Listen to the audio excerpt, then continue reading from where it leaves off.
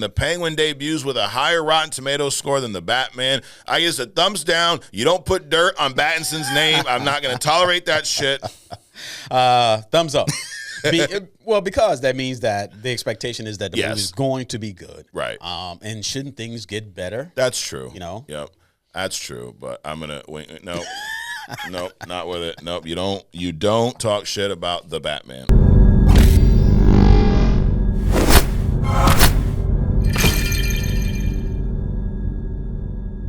All right. Welcome to Only Comics. I'm Mike. This is Adrian. What up, man? What's up, dude?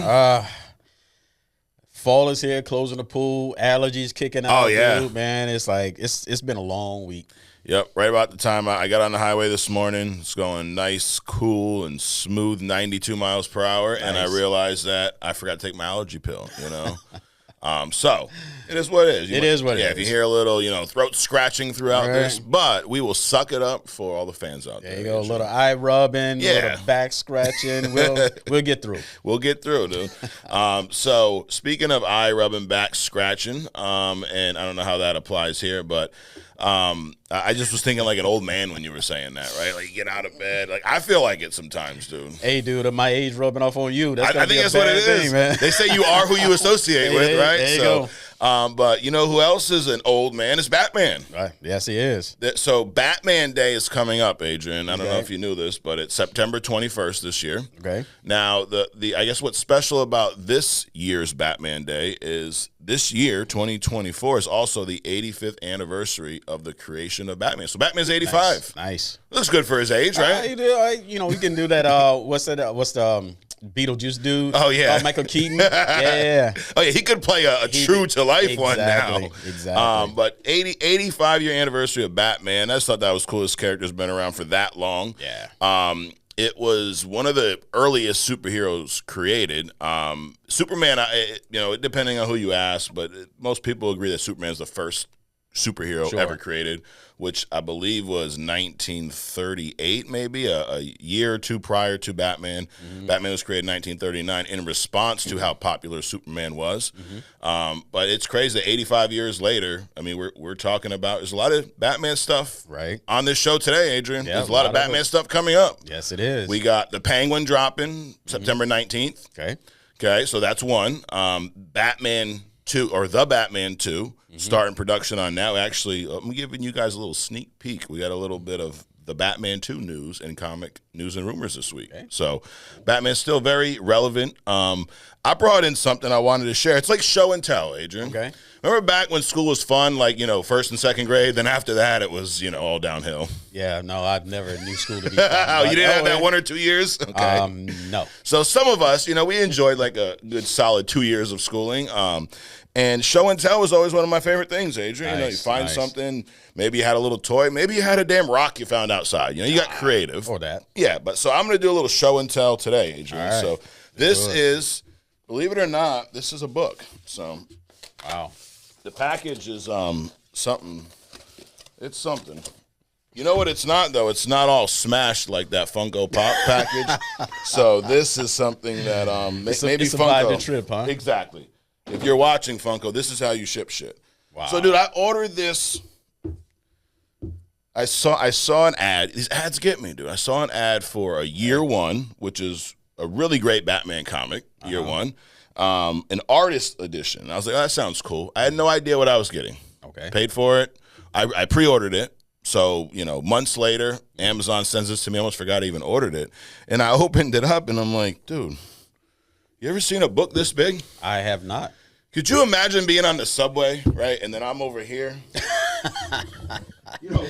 pulling one of these? Wow. It's beautiful, though. It is, dude. So what it is, it's a lot of, it's the original artwork from Batman Year One. Mm-hmm. I'll open this up and show some of this. No, this is not a giveaway. No, this is not for sale.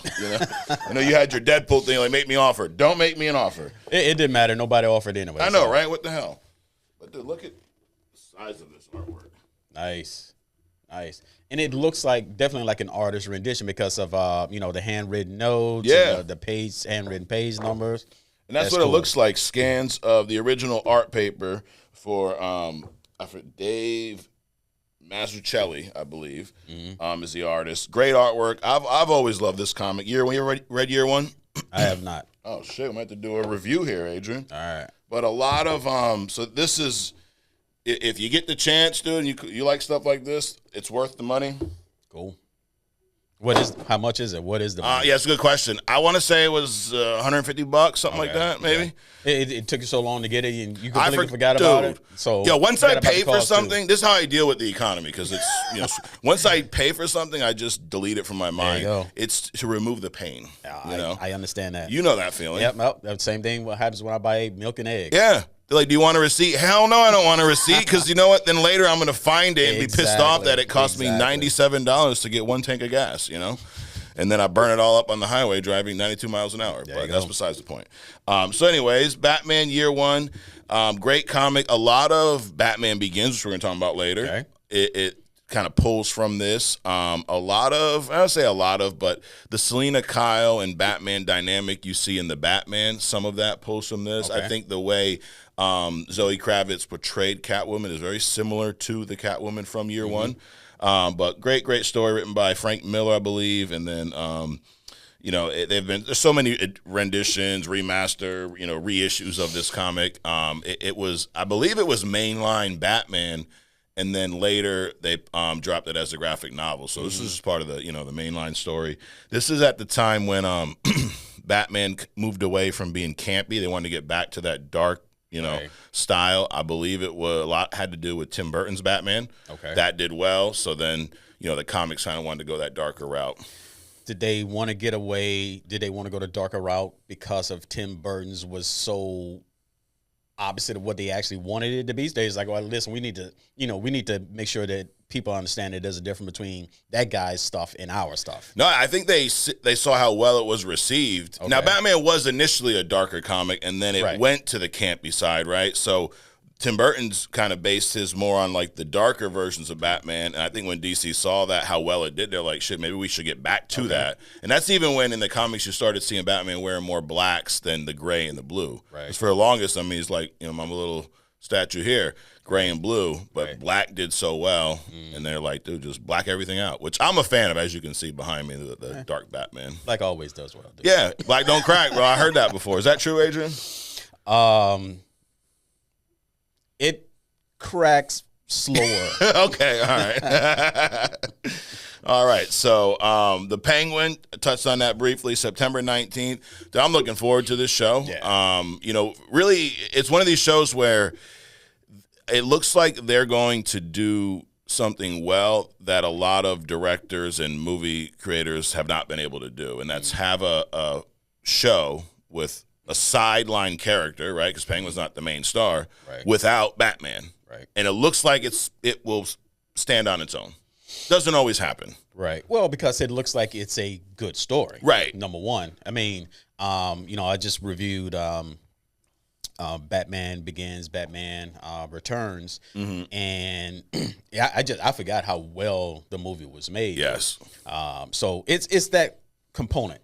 Right. And it's that component that drives any movie. That's why a lot of movies are successful outside of being comics, which kind of today is like crazy, right? Thinking about a movie that's not a comic book movie. Yeah. But it's a good story. It looks like it's a good story. So therefore, unlike Madam Web, yeah, or the Eternals, right, or what's that? Morbius. It's like they're not good stories to begin with, so therefore you need the Spider-Man in order for it to be worth anything. Yeah, because in those movies, the Madam Webs of the world, the Venoms, you feel Spider-Man's absence. Right.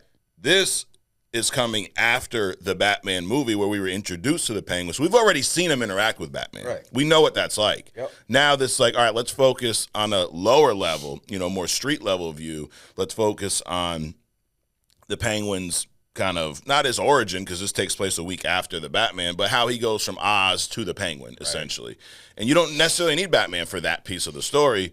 We also know that the Batman 2 is coming up in a couple years, so this is going to be that bridge. The thing you don't have with the Spider-Man movies, there's no Spider-Man movie to attach it to. Right. So it feels empty, So that's I guess this is a good segue, Adrian, into our news, because Matt Reeves did confirm. Remember, we were kind of going back and forth whether the Batman would be in the Penguin. Right. He confirmed he's not in it at all. Neither is Bruce Wayne. That they wanted to give you Ozzy's view and kind of, like I said, more street level. Which, like, I'm glad that I know this now. Right. That way, I don't have to, have that in the back of the mind my whole time. Like, I know we're not going to see Batman. I'm cool with it.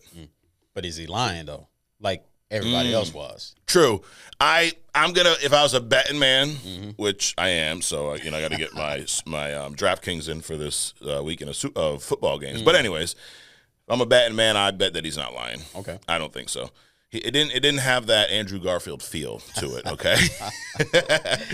The other thing that's coming up this week, and this is in the spirit of Halloween, Adrian, Agatha All Along. On the 18th, first 2 episodes drop. You're not as excited about this one. I'm not, dude, because it just seems too campy. Yeah, it does. It just looks like I don't know what it looks like, but it doesn't look entertaining. Okay. I hope I'm wrong. Right. Because I actually like the actress. Yeah, she's good. But, as far as the movie, Now, I will, I'm going to bring some positivity into the room, Adrian. All right, let's do it. Here's why I think you might be wrong. Okay. Because if I asked you the same question about WandaVision when we saw the early previews, you could also say that looked a little campy. Yeah. From what we saw at that point. Yes. And then once we watched the whole show, we're like, oh, shit, this actually got pretty dark, Well, actually, I didn't really even know about WandaVision until you brought it up. Really? When you brought it up, I was like, campy, but then you convinced me. Okay. So this is different. But anyway. All right. So we never know. Hey, we're going to find out. I could be wrong. Yep. Either way. I'm okay with either one. Either way, you will hear about it next week. And, one might argue if the show's bad, our show may be more entertaining. Who knows? Who knows? So, Agatha All Along on the 18th, which I believe is Wednesday, right? And then the Penguin on the 19th, Thursday. So, we went from having nothing for, months. Right. And now we got, a little twofer this weekend or this week. So one on each side, right? Absolutely. DC finally at the game. Yeah. They finally showed up. They say, what's that saying? Better late than never? That's not true, though. Okay. All right. Speaking of DC, dude, when is the last time that this is, I guess, a spoiler as well? We've had more DC news. No, it's equal DC news and Marvel news in our comic news and rumor segment. I don't think ever. That's pretty interesting. And the first piece of news is from DC. That's got to be a first. Okay. Anyways, any of y'all have seen all the shows, let us know. The Batman 2 is confirmed to be taking place in the winter, number one. This was a rumor when the first movie, after the first movie dropped and the sequel was confirmed. The rumor or the fan maybe demand was, can we get a winter Batman movie? The other thing is Matt Reeves did confirm that the trilogy is still part of the plan. We're still going to get 3 movies in this universe. So the winter setting, I think it opens up, because this Batman universe seems to be very grounded, right? Like, this is not one where I think we see, Killer Croc show up. Right. Would it seem out of place in this? Yeah. Well, first of all, it'd be probably too soon. Correct. But yeah, definitely out of place. Like, there's no supernatural aspect to this movie. It's like a dude in a costume. Right. So, which kind of, I think, takes a handful of Batman villains off the table, right? But the winter setting seems like an easy way to bring in someone like a Mr. Freeze to where he doesn't necessarily need to have any powers or some crazy magic. I mean, it's winter. Right. Gotham was flooded the last time we saw it. Maybe we get a little deep freeze going. Who knows, Yeah, I mean, Batman is a lot of tech, so that's all Mr. Freeze really is. A bunch of tech. He's using tech to keep himself alive and, by extension, murder and rob people. Right, yeah, absolutely. But does Gotham get any worse, dude, than dark and cold and snowy? Right. And flooded all at the same time. Holy shit, dude. Yeah, you want to get round trip tickets to Gotham City for vacation? Nope. No, it's not where you want to take the family next year. No. But I'm intrigued by this whole winter setting. Sure. I think it's going to make for because regardless of how you feel about the Batman story, I think it's hard to argue that visually that movie, it looked very unique. Like that, it was visually appealing. Sure. And I could imagine what what they could do in the winter setting in that same Gotham with Matt Reeves behind the camera, if you will.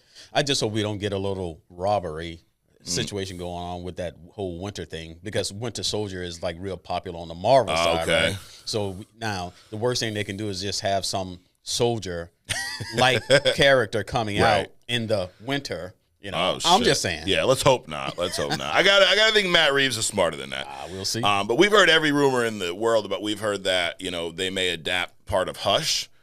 We may see a Thomas Elliot or a version of a Thomas Elliot character. I mean, that would fit this universe well, right? We've also recently, Matt Reeves said that they were going to take a look into the deeper corruption of Gotham. So Gotham's actually worse than we thought it was, or worse than what we've seen in the first movie, which was pretty bad already. Right. And when they say deeper corruption, makes me think possibly Court of Owls. Court of Owls is the Scott Snyder story. And Greg Capullo, where you find out that this Court of Owls have been part of Gotham for like centuries, and they've always been in the shadow, so they were kind of behind everything, and it just shows how deep the corruption in Gotham actually gets to, which would really fit this story. So like a Illuminati, yes. Bilderberg group or something like that. It is a lot like an Illuminati type group, and they wear the owl masks, which are actually pretty cool looking. So, which I think would really fit this version of Batman. So, who knows? But I mean, I'm excited to hear that the winter setting. At least we're getting some news about this, and the fact that they've confirmed the trilogy, as they said in Deadpool. Let this man cook. Let Matt Reeves cook. So. Next up, Adrian, another piece of DC news. So last week we reported a rumor that Josh Brolin had been offered the role for Hal Jordan in the DC show or DCU show, The Lanterns. Offered the show? Offered the... Well, I think the rumor was he accepted it. Oh, okay. Now, that rumor seems to be untrue. Josh Brolin has passed on the role of Hal Jordan in the DCU. Nice. Yeah. Nice. I thought that would bring some, another ray of positivity. Dude, I'm just a ball of positivity today. Yes, you are. It's the speed, dude. Yeah. It jumpstarts your morning, man. It does, dude. Yeah, I mean, how else would you pull out of your driveway in 94, right? You just anyways, so Josh Brolin's passed. I think that's good news, too. I mean, I could see him playing that older, gruff kind of, but it's just the thing. My issue is you've given out this rule, right? This 2 and rules. As you had corrected me, rules are not meant to be broken. Exactly. So we don't want to break. Josh is watching. Absolutely. So kudos to you, Josh. He was like, Adrian said. Yeah. Dude, now this could be just a wild theory. We know that there's a lot of Marvel movies in the works, right? Yeah. We know that Josh Brolin plays 2 characters in the Marvel. He plays Cable and Thanos. We know that Secret Wars is on the horizon. Well, Thanos he no longer plays Thanos. We no longer play Thanos. But there's other versions. There's other variants. Sure. Now, Secret Wars is on the horizon. Yeah. Thanos is in Secret Wars. Okay. Maybe he's going to be back in the MCU, and he probably looked at it like MCU, DCU. Right. And it's probably like, I'm sorry, dude. I'm going to go with what we're, Yeah. Possibility. Now, I would love to see that comic panel on screen where God Emperor Doom literally just soul snatches Thanos. Dude, like that's like some Johnny Storm shit. I thought Thanos was your boy, man. Thanos is my boy, but God Emperor Doom. I mean, dude, with all the white, and when he just one hits him, dude, or one shots him, as the kids say. Hey. So who knows? But that's my theory. I don't want to start any rumors, God forbid. God forbid. Got a rumor that you might like, Adrian. So there's a lot of MCU news out. The Kang to Doom transition, something we know about. Spider-Man 4 allegedly going to take place between Doomsday and Secret Wars. But there's something else here. There's rumors that there are plans to adapt or bring the Alpha Flight into the MCU. Nice. Dude, I'm just making your day today. Look at that. That just confirms that only comics' reach is greater than expected. Yep, absolutely. So, expected at this time. It's not that it's greater than expected because we expect to be multiversal, absolutely. Right? but this is happening quickly. Yep. Like the next time that She-Hulk comes through the screen and goes to the Marvel Studios, she's going to walk right in here. Exactly. Right. She's like, can y'all stop predicting this? Can you stop telling them what to do, you know? Or maybe she'll ask us, hey, can you ask them for another season? Right. Who knows? Hey. But she's going to walk right into this door, I promise. But the rumor is that they're going to introduce the Alpha Flight and that this would tie into the X-Men reboot as well, which makes sense, right? You're not going to introduce Alpha Flight without the X-Men. Right. But, I'm all for this. It's a Canadian superhero team, probably one of the only, right? Yeah. At least most popular anyway. Right. But and they have ties to Wolverine. They have ties to the X-Men, and just you've covered a few of their characters on Hidden Gem. Right. Who's your favorite Alpha team member?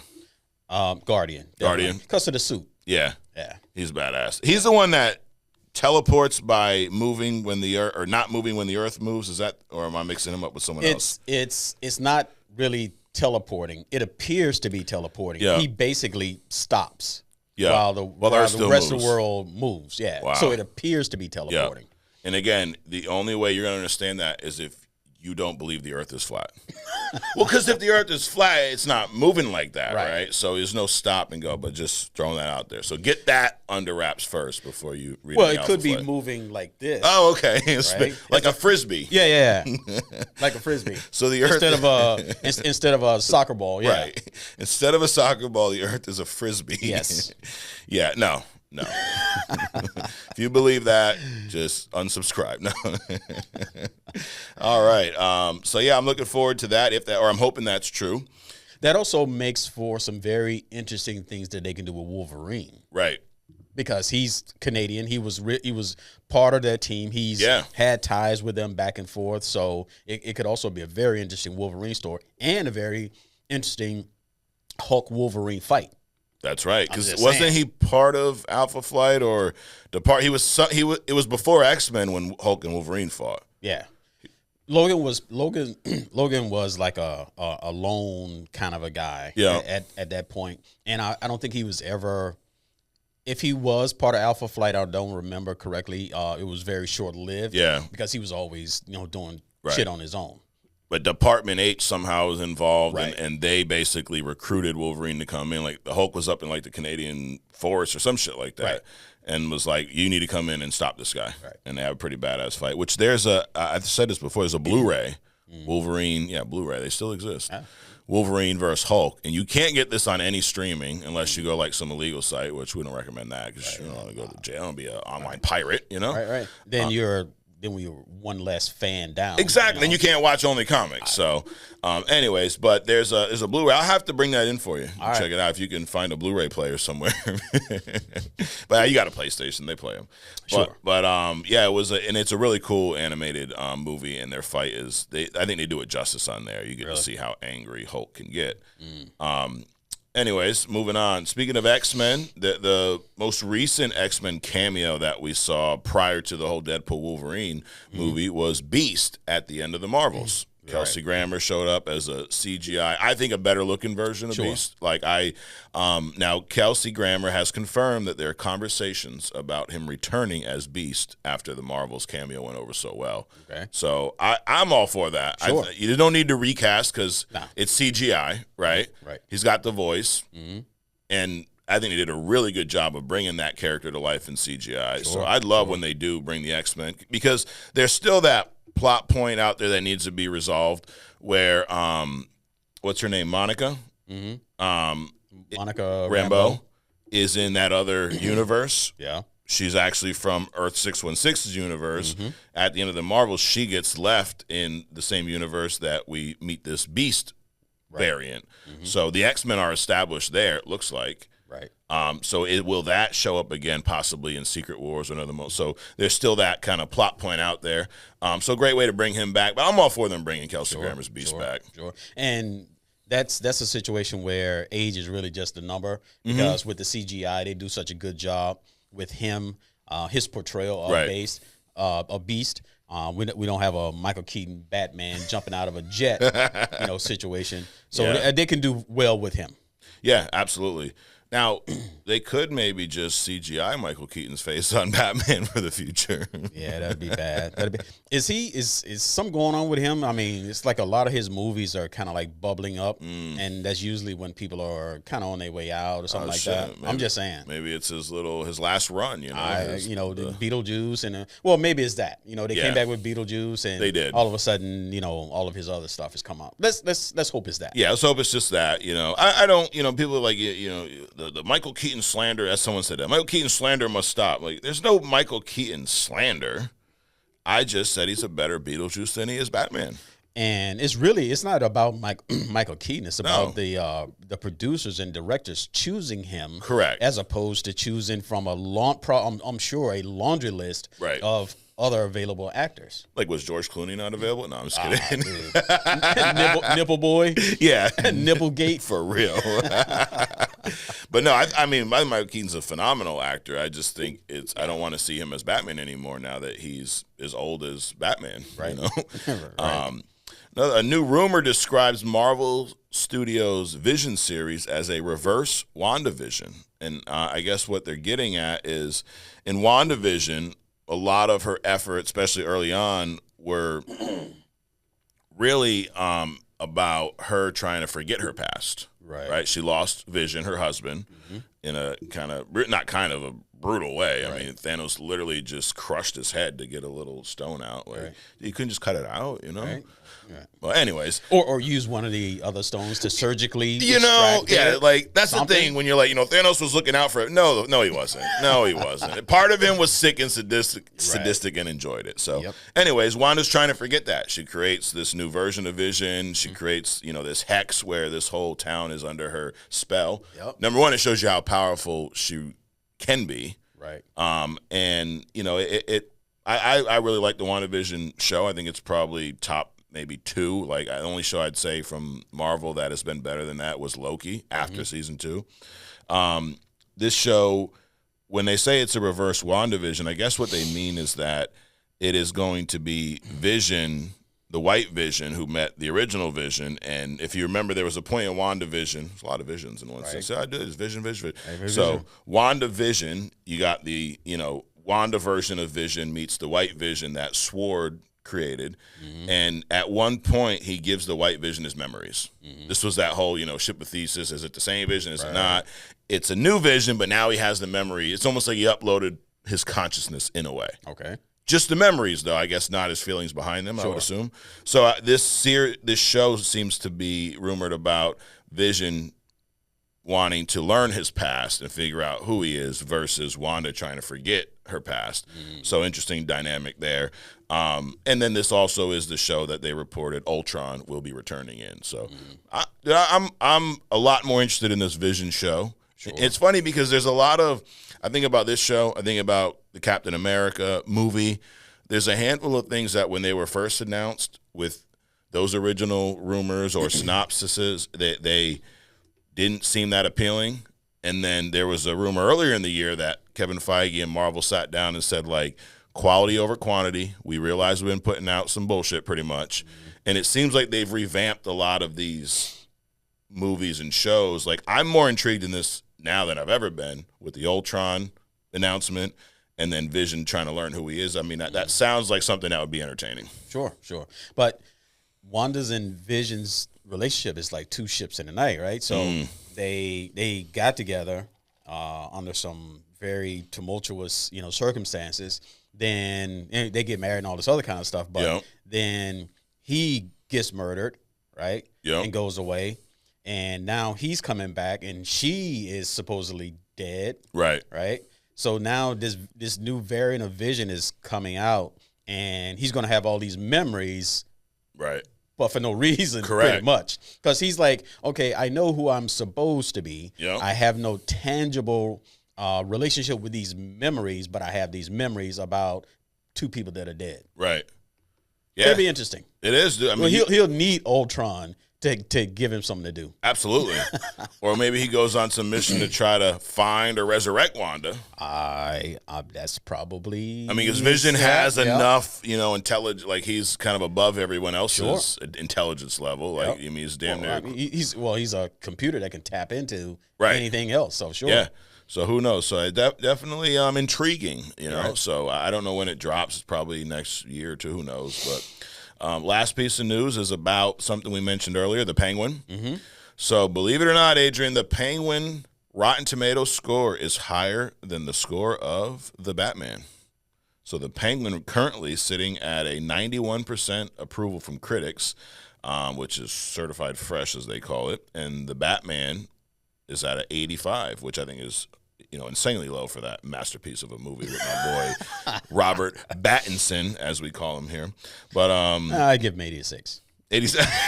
I got to give him at least a B. Okay, all right, not a C plus. Yep. Now, I mean, by my old school grading standards, 86 was a B. Correct. So I don't know what this math they got going on. Who knows what it? Now it just means you're extra special. Oh, okay. Everybody's getting the purple awards. Yeah, everyone does. Everyone. Yep. There's going to be 18 first-place medals. You're like, wait a minute, that's 18th place. No, we're all first. Okay, whatever you say, dude. But when you hear that, dude, now we know Rotten Tomatoes scores. That don't really mean shit sometimes, but sometimes they can be close, right? It's like that hot-cold game. They're kind of warm, right? 91, the Penguin better than the Batman. Does that surprise you? Does it surprise me that they're rating in that way, or does it surprise me that the expectation is that is going to be better than the Batman? The first one. Yeah, it does surprise me. It does surprise me that they would go that high on a spinoff. Yeah. So, I mean, maybe to your point earlier, maybe it is a great story. Could be that. I mean, it would have to be. Yeah. I mean, it would have to be a great story. Yep. So, yeah, I mean, this kind of goes along with everything I've been saying earlier about this show. I'm excited to check it out. We're going to find out this week on the 19th, so I'm looking forward to that. And one thing, rest assured, you will hear all about it next week, whether we like it, whether we don't. So that is our news and rumor segment for the week, Adrian. We like to wrap this up with a little thumbs up, thumbs down. So are you ready? Ready. Here we go. The Batman 2 taking place in the winter, and Matt Reeves confirmed that the trilogy is still a go. I'll give this a thumbs up. Thumbs up. Josh Brolin has passed on playing Hal Jordan in the DCU, Adrian. Yep. I'm going to give this a thumbs down, dude. I thought he'd be a good one. No, thumbs up. This is really one of the better pieces of news. Okay. This really makes you even smiling on the show, dude. Yes. Wow, people are going to start saying you're not Logan anymore. I don't know. Speaking of Logan smiles. He does. When he's around Gene. Yeah. That's true. Next up, Alpha Flight, rumored to be introduced in the MCU at some point. I give that a thumbs up. Thumbs up, definitely. Kelsey Grammar confirms that there's been conversations about him returning as Beast in the MCU. Thumbs up. I love it. Yep, thumbs up. Vision show, rumored to be a reverse WandaVision, where instead of trying to hide his past, Vision's trying to find out who he is. Also, Ultron will be in this show. I gave this a thumbs up. Yep, thumbs up. And the Penguin debuts with a higher Rotten Tomatoes score than the Batman. I guess a thumbs down. You don't put dirt on Battinson's name. I'm not going to tolerate that shit. Thumbs up.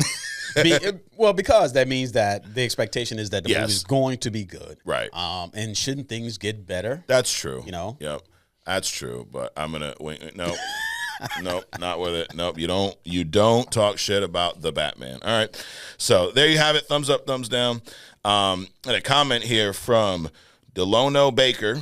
Okay, so he says the other day that he literally says the other day. The other day I overheard my mom tell my girlfriend that Michael Keaton was the best Batman. And he goes, "What?" with a bunch of exclamation points and question marks. I actually already responded to him on YouTube. I said, "Get a new mom," because that's not acceptable. Right.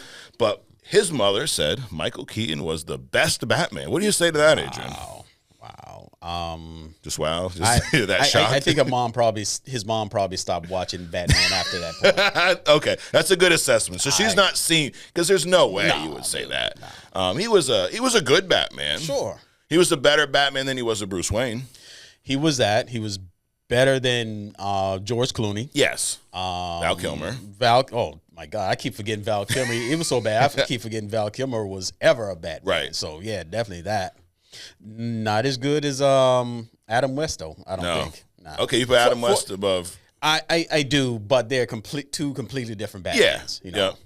But dude, I think Adam West is slept on, dude. It was for that time, Batman was campy. It was supposed to be. Sure. But he still kind of made it cool, right? I still love that car too, dude. Oh my god, dude, that's great. They didn't have it this year, but there's been years at Terrificon where they've had that car in that main room. Okay. Yeah, it's pretty cool. Anyway, so I mean, at 85, it's probably too old to be moving around too much. Right? Yeah. So speaking of Batman being played by Michael Keaton, that leads us to our next segment. I think it's one of your favorites. You've said this before, hit or miss cast. Okay. This is where I throw out some casting choices of the past from movies we've all seen, and Adrian lets us know if it was a hit or a miss, in his opinion, okay? So, again, I've said this before. I'm going to tell you all again. You can't tell someone their opinion's wrong. Right. Well, I guess you could if, like, I told you 2 + 2 was 18. Sure. That, maybe in that, but with these casting choices, there's a theme this week, as there has been recently, and the theme, believe it or not, is the Dark Knight Trilogy. So I got some choices. Now, I think we've already had Christian Bale on here as Batman, or you've just said, like, that's a no-brainer. He's a hit to you. Yep. Which, I like his Bruce Wayne more than his Batman. Where do you fall? Which one do you think he's better at, or is it even for you? I think it's even for me. Okay. Hit or miss cast. Here we go. Number 1, Gary Oldman as Jim Gordon. Hit. Tom Hardy as Bane. Tom Hardy is nothing. So I'm interpreting that one as a miss. Yeah, miss. Okay. That's what I meant. Number 3, Anne Hathaway as Selena Kyle. Miss. Yeah. Morgan Freeman as Lucius Fox. Hit. Aaron Eckhart as Harvey Dent / Two-Face. Hit. Absolutely. So we are, later going to do a deep dive into this trilogy. But so I think I agree with you across the board. Gary Oldman, great. Jim Gordon. Sure. Different kind of look. I mean, he's smaller than what you, because Jim Gordon he looks like a guy who used to play linebacker in high school. He's a burly kind of guy. So that was a little, at first hard to kind of accept, but he brought that Jim Gordon feel and presence to the screen. Right. He commanded the presence during his acting. Yeah, absolutely. One thing I wish they would have done, though, watching these movies, The Dark Knight Rises, the third movie, is 8 years after The Dark Knight. I wish we would have got the gray hair Jim Gordon. Okay. Because in the comics, you see him early on, he's kind of got the reddish hair, and then he goes gray because he's stressed out because Gotham's a stressful place to, even drive through, apparently. Tom Hardy is Bane. I've been through Gotham. Absolutely. You could play Jim Gordon. Sure. Tom Hardy as Bane is a huge miss for me. Oh, yeah. Well, the fact that they muted him so much, like diminished his size so much. I mean, Bane's a big guy without the serum. And Tom Hardy's a small guy. Right. So I don't know what they were thinking on that. Like, Tom Hardy is a guy who I could see playing from a body type standpoint, Wolverine. He's stocky, he's small. Now, he's not 5'2", like the guy who hops off the stool, which we realize that's not going to work. Yeah, that's not going to work. But give me a guy who's 5'9" versus 6'2". Right. I think, I don't know that he could pull it off. His acting is, is probably going to be the biggest issue there. Right. But as Bane, it just didn't look. He didn't look big. No. Now he looked like he put on muscle mass, sure, but Batman shouldn't look bigger than Bane. Right. Not at all. No, not at all. But it's in the past. It is what it was. Yes, but it was like opening up an old wound for me, Adrian, seeing that again. And I didn't like me as well. Yeah, I didn't like the voice either. No. It was too like Darth Vader-ish. Yeah, whatever. It was like Darth Vader, but from Australia almost. Like, why does this guy sound like that? Like, that wouldn't be scary. It'd be like, dude, I can't even hear you. Like, you're trying to threaten. You're gonna do what? Cut my what off? I don't know what you're saying, dude. Anne Hathaway as Selena Kyle. I feel your hesitation on that because it wasn't horrible, but it didn't feel like Selena Kyle to me. No, not at all. You know what? Who's also was a miss was in the second one, Rachel, the new Rachel. Yeah, that was horrible, dude. I don't know what they were thinking. You like Katie Holmes better? Out of the two, yes. Even though I think that she was a miss as well. She was a miss too, yeah. But what's her face's sister? He looks better than she does. I was so disappointed with her playing Rachel that Maggie Gyllenhaal. Right. I was almost glad they blew the character. Yes, yeah. Yeah, she's a character death that doesn't even bother you. Right. You're like, all right, cool, thanks. But yeah, I agree. I don't know, because I was trying to figure that out too, watching these two. Which one do I like more?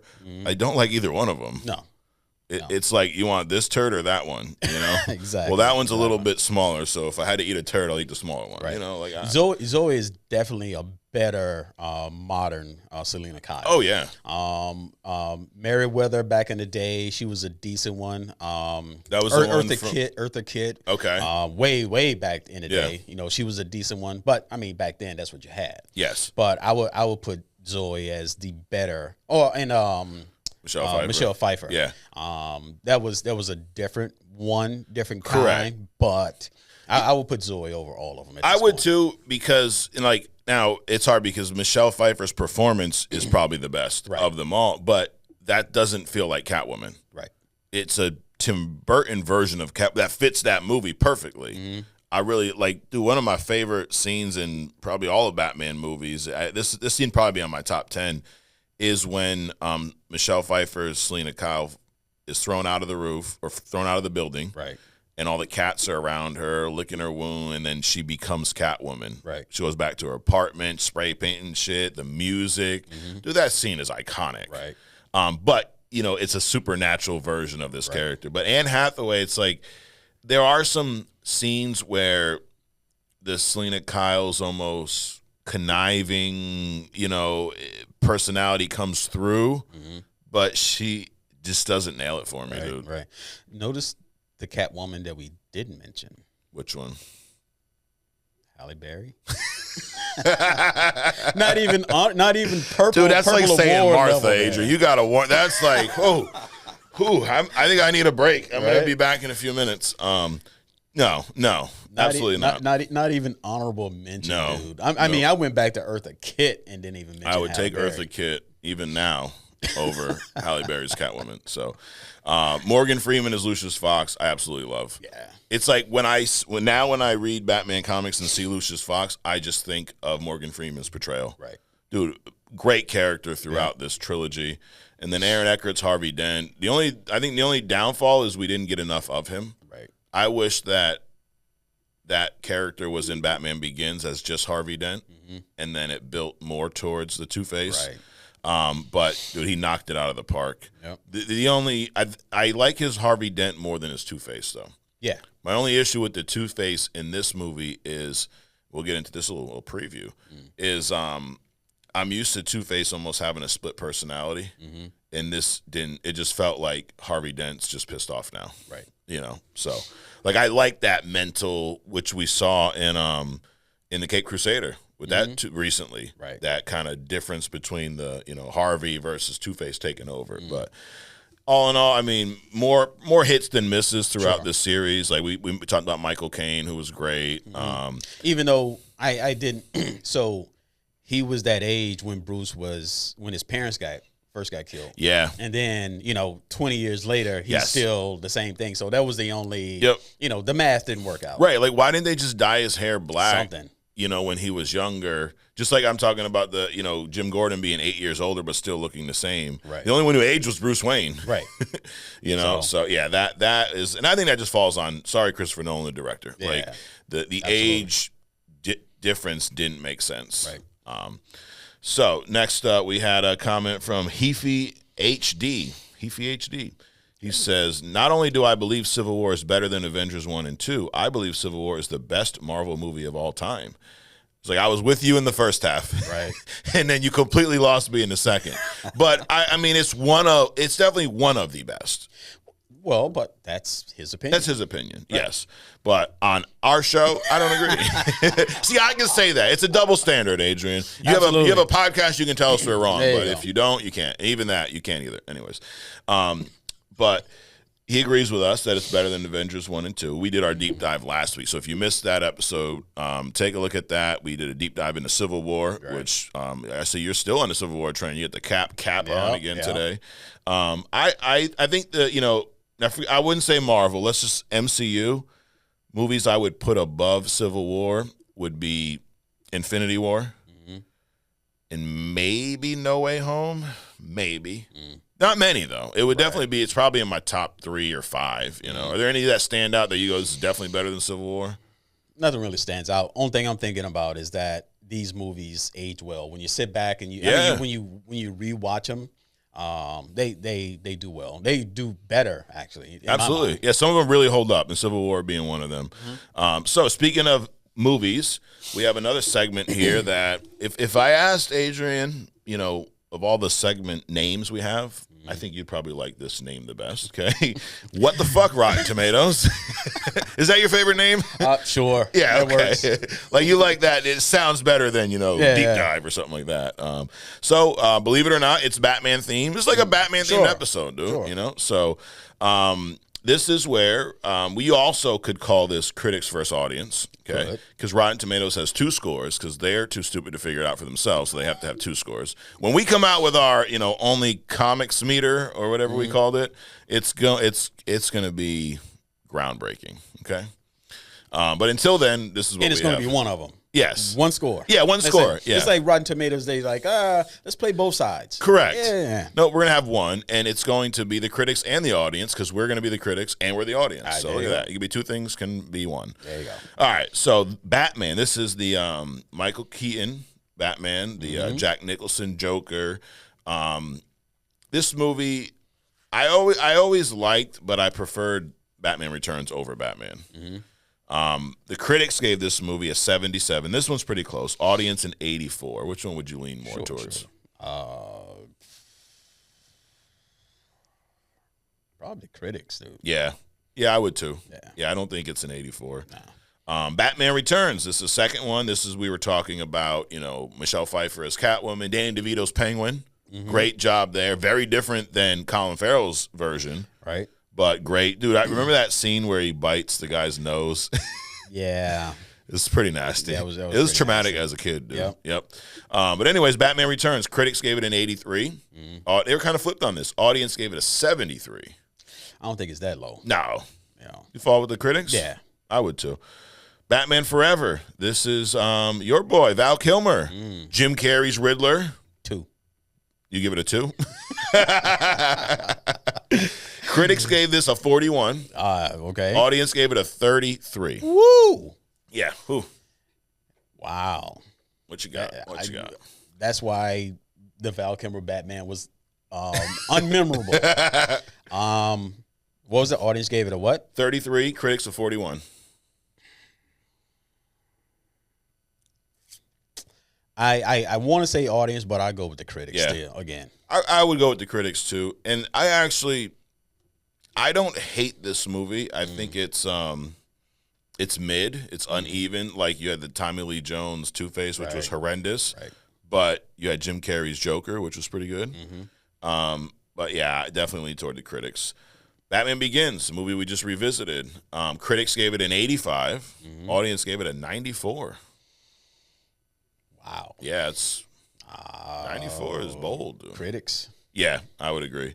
And then Batman vs. Superman, the movie with the beloved Martha moment. You say Martha stops me from wanting to kill people. I mean, dude, it's a powerful word. Powerful word. It's a safe word, maybe. Yeah. Maybe it's like their safe word. There you go. You ever see that, the Kevin Hart skit where his safe word is pineapples? That's we can't talk about that one. Right. But Batman vs. Superman, critics gave it a 29. Damn. Audience gave it a 63. I go with the audience, dude. I mean, it wasn't that. It wasn't 29. No, yeah. 63 is a little bit of a stretch. I'd probably give this movie like a 50, maybe. Yeah. Nice solid F, but like an F plus, like right under. Well, 60's D, right? Right. Maybe I give it 20 is like, it shouldn't have even been made. Yeah, exactly. Well, actually. 29. Whew. But there you have it. That is how we feel about these Rotten Tomatoes scores. You let us know where you stand. So it's mostly Rotten Tomatoes in this round.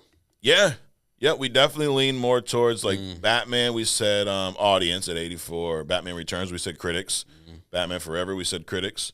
Batman Begins, we said critics. And then Batman vs. Superman, we said audience. So 3 out of the 5 were the critics. So critics got it this week. Good job, critics. All right. Next up, I'm Smitty. I'm Smitty 9073 says, love the podcast. Was wondering if Adrian can do a hidden gem on Nightwing. See, another request, dude. So I guess we'll see. We'll find out later. Hidden gem. So stay tuned. Hidden gem's coming up later. Yep. You have you had a request last week from the Sons of Sekhmet that said Typhoid Mary. Yep. So I guess it'll remain to be seen. Well, if you needs to be seen. Yep. Next up, the Dark Knight Trilogy. So I was trying to do like a ups and downs for the whole thing, and it was hard because it's 3 movies.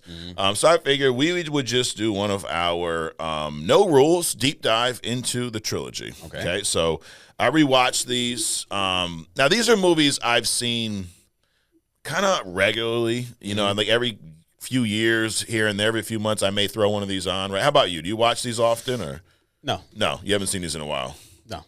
Okay. Batman Begins is probably one that I like. Of the 3 movies, I've seen The Dark Knight the most. Like that's a movie. If I'm scrolling through YouTube TV and it's on, I'll pop in to see what scene it's on. You know, if Heath Ledger's on the screen, I can't turn away. If Christian Bale's doing that Batman voice, I fall out of my chair. Sometimes have a panic attack. But yeah, it's besides the point. Batman Begins. This is a movie that I think, because of how well The Dark Knight did, I think Batman Begins almost gets forgotten. Like, it's not talked about enough, dude. Okay. You rewatch this movie for the first time, what, in years? Years. How'd you feel about this movie after seeing it? Better than I remembered. Yep. But not as good as the second one. Correct. That's definitely my favorite of the 2. But definitely, it's a nice walk through the making of Batman. Yes. Which is what Battinson is doing right now. Right. Which is cool. So I agree that Battinson makes a good. Actually, I would say Battinson is a good Bruce Wayne and Batman year 2. Okay. Because he's finding himself and he's realizing that Bruce Wayne is the mask. Right. Right. But this movie is a good walk through how the lengths he went through. Yeah. And for those that just absolutely missed it, he basically paid to learn to be the badass that he is. Yeah. He went around the world, got himself thrown in prisons because he wanted to learn how to deal with any kind of adversary. Right. So he went around the world being and exposing himself to be taught how to deal with all this adversity. So very cool. Yeah. A lot better than Superman's, origins. Ah. Yeah, dude, I think it was a great origin story. Yeah. Like, we talk about not wanting to see origins over and over again. If you say, hey, what's the best Batman origin movie? Go watch that one. Right. Because, the Batman picks up year 2. Right. So a lot of this stuff we assumed it's happened or happened. It's a different version. We don't know if he went down the same exact path.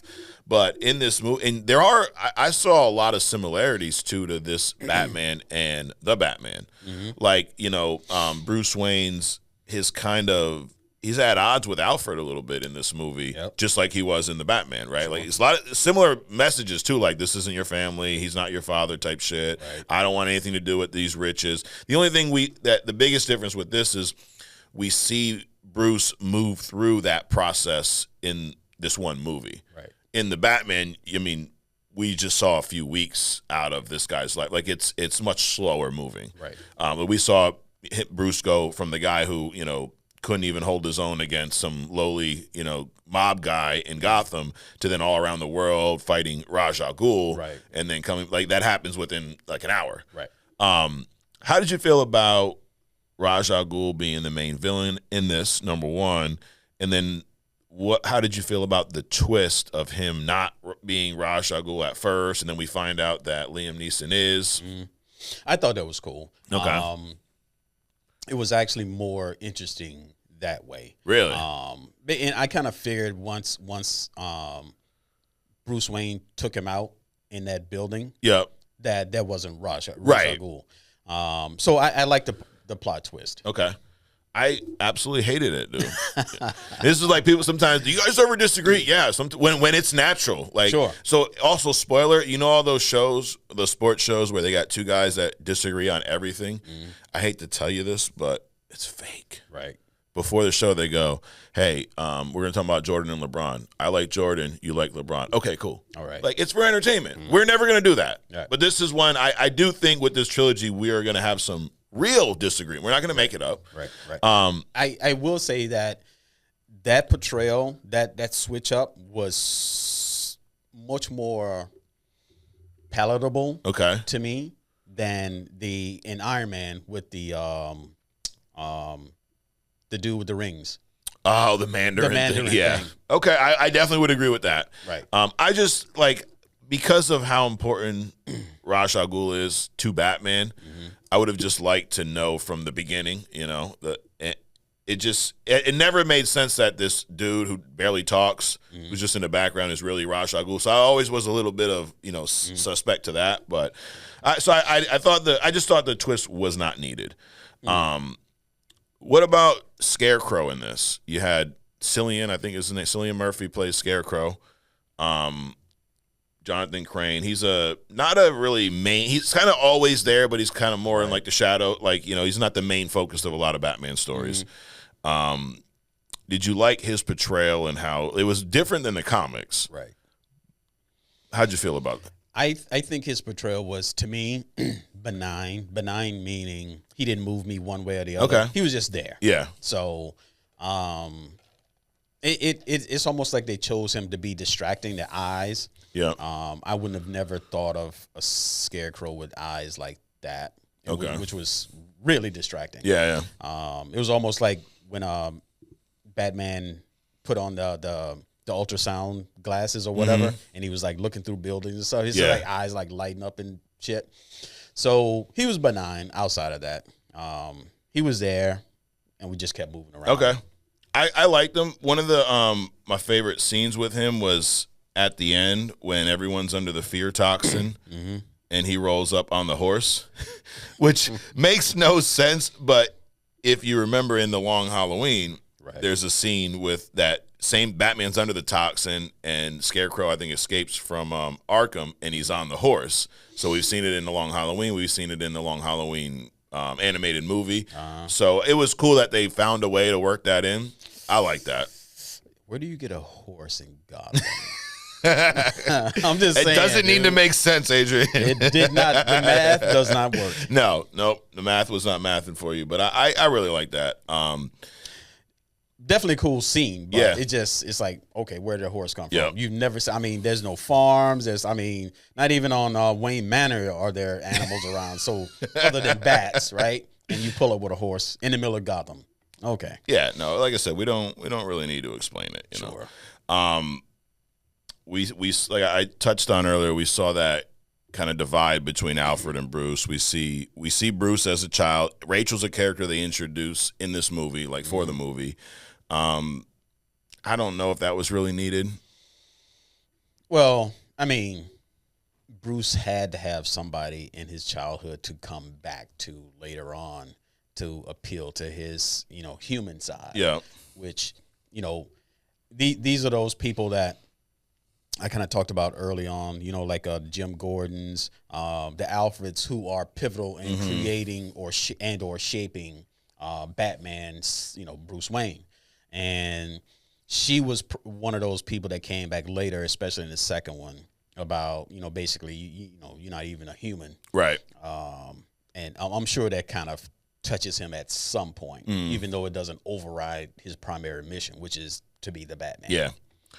But I agree, not necessary. Yeah. But she kind of, in The Dark Knight, plays the role of almost Gilda from Long Halloween. Right. Harvey's wife at the time. Similar. You do see a lot of influence from The Long Halloween in this trilogy. Even in, you know, Batman Begins. The Long Halloween, a lot of that plot is based on the criminals, you know, the everyday criminals, the mob guys, eventually being replaced by the supervillains that Batman created essentially. In the beginning, it's the Falcones, the Maronis, the mob. And then by the end of it, it's, you know, Two-Face, Joker, and which you kind of see that here, too. Like, Scarecrow's in the background until the end, you know, and then you get to the second one where now Joker is the main focus. I did not like the portrayal of Falcone in this? The guy who played him. Yeah, it was little. It was off. I can't put my finger on it, but it was just off. Right. You know, like I really like the one from the Batman. John Turturro. I always forget the guy's name, but great actor. Sure. But he feels like menacing. He feels like a mob boss. Right. This guy, something about the hair, looked like he had bangs and shit. I'm like, he's the mob guy? He's the guy everyone's afraid of? I didn't like that at all. But I did like the dynamic between, the story about the mobs kind of being replaced and, eventually Crane turns on Falcone and uses his fear toxin on him. I thought that was a cool little scene. Yeah. How'd you feel about Gotham in this Batman Begins, but even throughout the series, like the look and the feel of Gotham? It was bright. Yeah. It was bright. I didn't really feel anything about it. I think that's something that they obviously corrected over time. Yeah. But it was just bright. But I think it also kind of needed to be because he's transitioning. So not only did Batman create all these super villains, he also turned Gotham dark. You know? Yeah. So you notice that as the movies go on, Gotham gets dark and darker and darker and darker. So that's his transition from the Bruce Wayne to the Batman thing. So I think it's probably done intentionally. Yeah, that's a good point. You actually had Gotham as a hidden gem months ago. Yep. Because of how important, like Gotham is a character, it feels like. Right. I didn't feel that from these movies. No. It just felt, it could have been any city. Sure. You could have told me they were shooting this in Philadelphia. I'm like, yeah, no, it makes sense. Right. Either Philly or Chicago. Yeah, which I actually do think a lot of it was shot in Chicago. Probably. And then the third one, parts of it was in Pittsburgh, I believe. But it just looks like any American city. And that's something that, the Tim Burton series did very well. Gotham felt Gotham. Right. It felt gothic. It felt old and new at the same time. Sure. And it was dark, and it was raining, and it was dark, and then in the daytime it was dark, and then it was raining. And even in the Batman, one of the things I really love about Battinson's movie is Gotham. But the thing that they did very well in the Batman is that even though it was dark, it wasn't shadowy. Yes, it was like a crispy dark where you can see things. A lot of contrast. Right. Yep. So that was cool. Yeah. And obviously technology is a lot better now. They use that big Unreal Engine with the LED wall. The Batman's not a lot of green screen. It sets with that giant LED wall behind that projects the light. So it's more natural lighting. That's why those scenes where the sun setting, you see that sun, like the light looks realistic on the characters versus being a green screen and adding in false light afterwards. So dude, I'm wealth of knowledge today, dude. It's almost like we switch roles for a second. We're usually under your learning tree, but it's rubbing out, like you said. It's who you associate with. Exactly. But yeah, Gotham was definitely one of my lows throughout this this series. But Batman Begins, I think another thing that it does really well is it sets up the Dark Knight. Hold on. Speaking of that, because when you were saying you didn't like Gotham, they actually said something about that in the movie. Because Alfred was like, "Are you going to go?" Or one of the movies, Alfred was like, "Aren't you going to suit up or something like that?" Because they're in the basement. Oh yeah. And then Bruce basically said, the bat suit in daylight. Yeah. So they the car. No, but then he chose the Lamborghini. Yes. To intercept Harvey being. That's taken. what it was. Yeah. So yeah. He was like, what car is like, the bat in the middle of the day, Alfred? Really? Yeah. He goes, yeah, the Lamborghini, much more subtle. Yep. Yep. But yeah, Gotham was a lot brighter than it needed to be. Was. And I get this was meant to really feel like it was based in reality. Sure. I think that was Nolan's approach, real practical, not really a Batman movie, a movie with Batman characters in it. You know? Right. But story-wise, I thought it was great. I really I really like the seeing Bruce travel around the world and go through what he went through to become Batman, because that was something different we've not really seen on screen. Right. A lot of people don't understand how he's this rich boy became the badass that he did, and is held in high regard to Superman and gods pretty much around the world.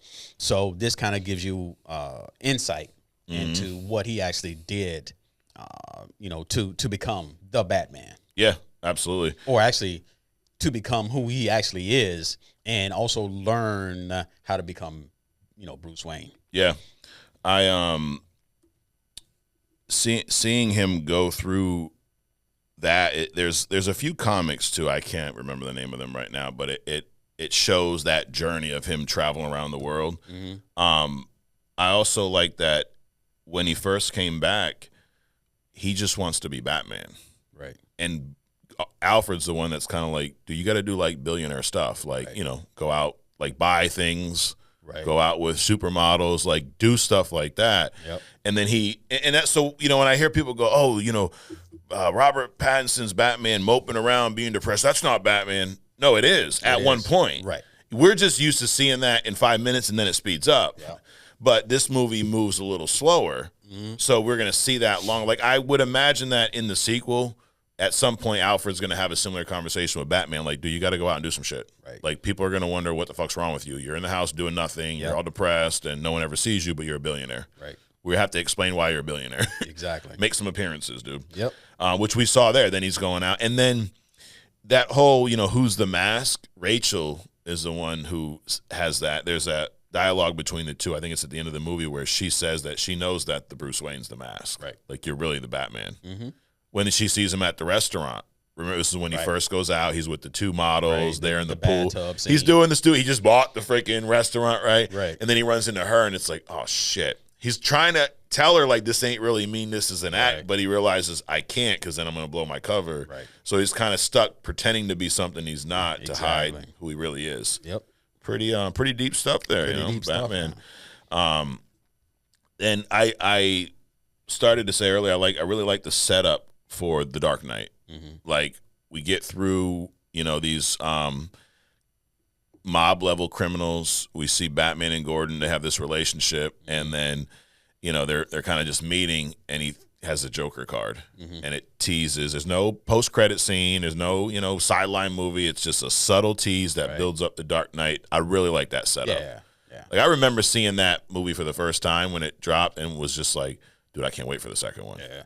It's like, they're giving you stuff, but they also assumes that you're a thinking person too. Yeah. So they putting some of the onus on you in order to figure out what's going on or think about it. So, but they're giving you a direction. And most places, they spend so much time trying to lead you down a specific path that they actually ruin the movie to some degree. Yeah. So just that simple gesture was cool. Yep.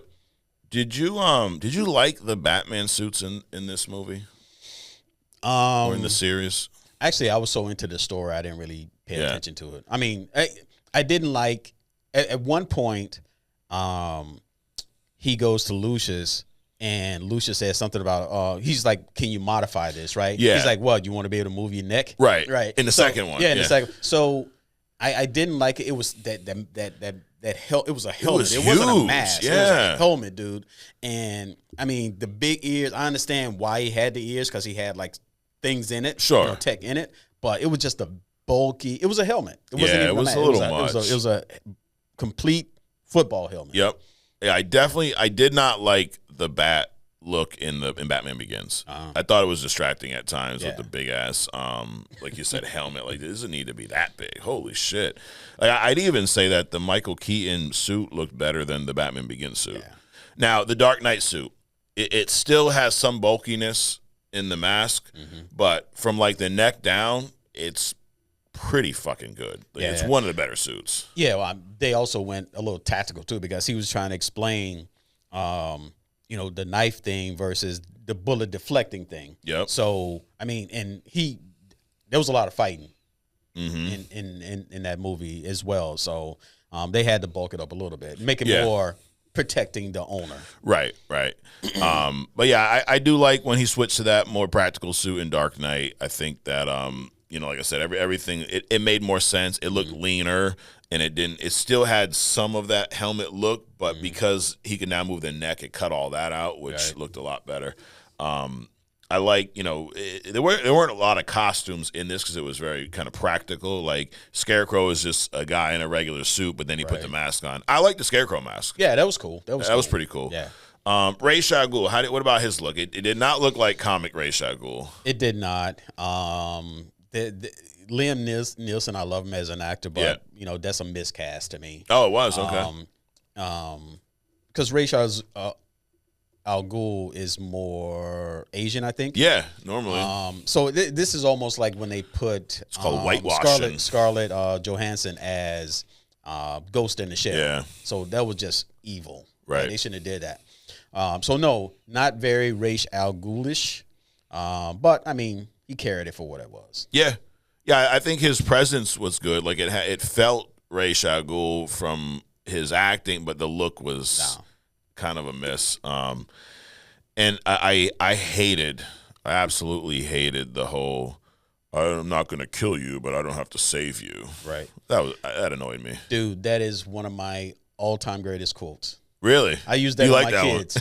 Yep. You said my kids. I don't have to kill you, but I don't have to help you either. So you like that one for different reasons.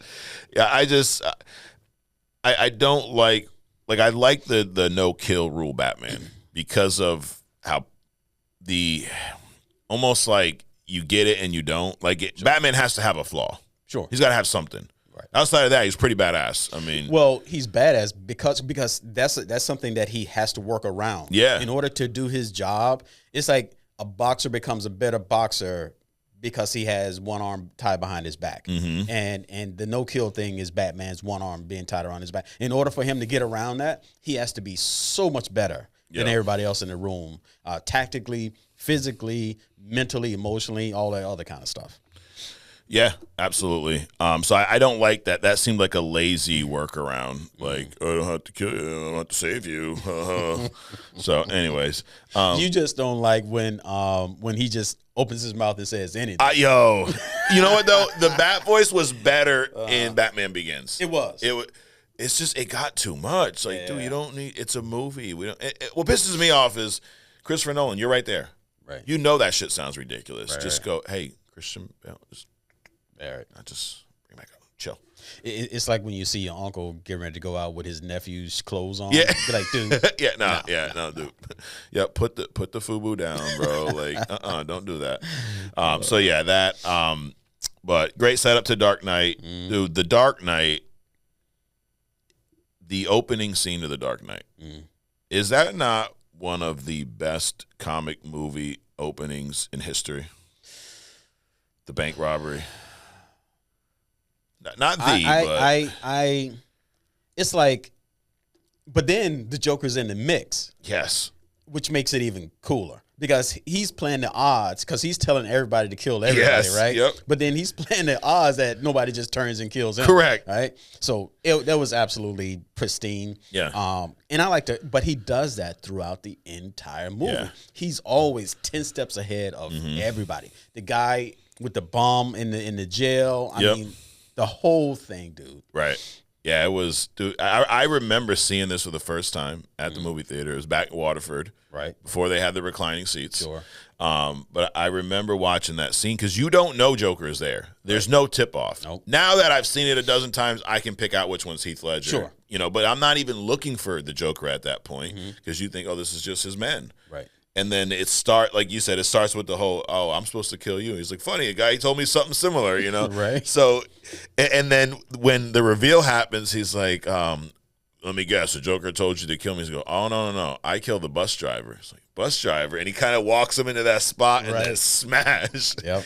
And then it's a mob bank. So you got the guy, like the Matthew McConaughey lookalike. Yeah. That guy looks like Matthew McConaughey. Why didn't they just have Matthew McConaughey play him? What, the bank manager? Yeah. He does not look like You don't think so? No, not at all. Matthew McConaughey is like alien weird looking dude. This guy, I mean, I've seen this guy. I think that was kind of a waste of his talent. Yeah. But he definitely does not look like Matthew McConaughey. Okay. All right. Well, we are going to agree to disagree. There you go. See, there you go, guys. That wasn't planned. The only thing that they had going for them as far as looking alike is that both of their hairlines start right here. Oh, they definitely had the same horseshoe hairline. Yep.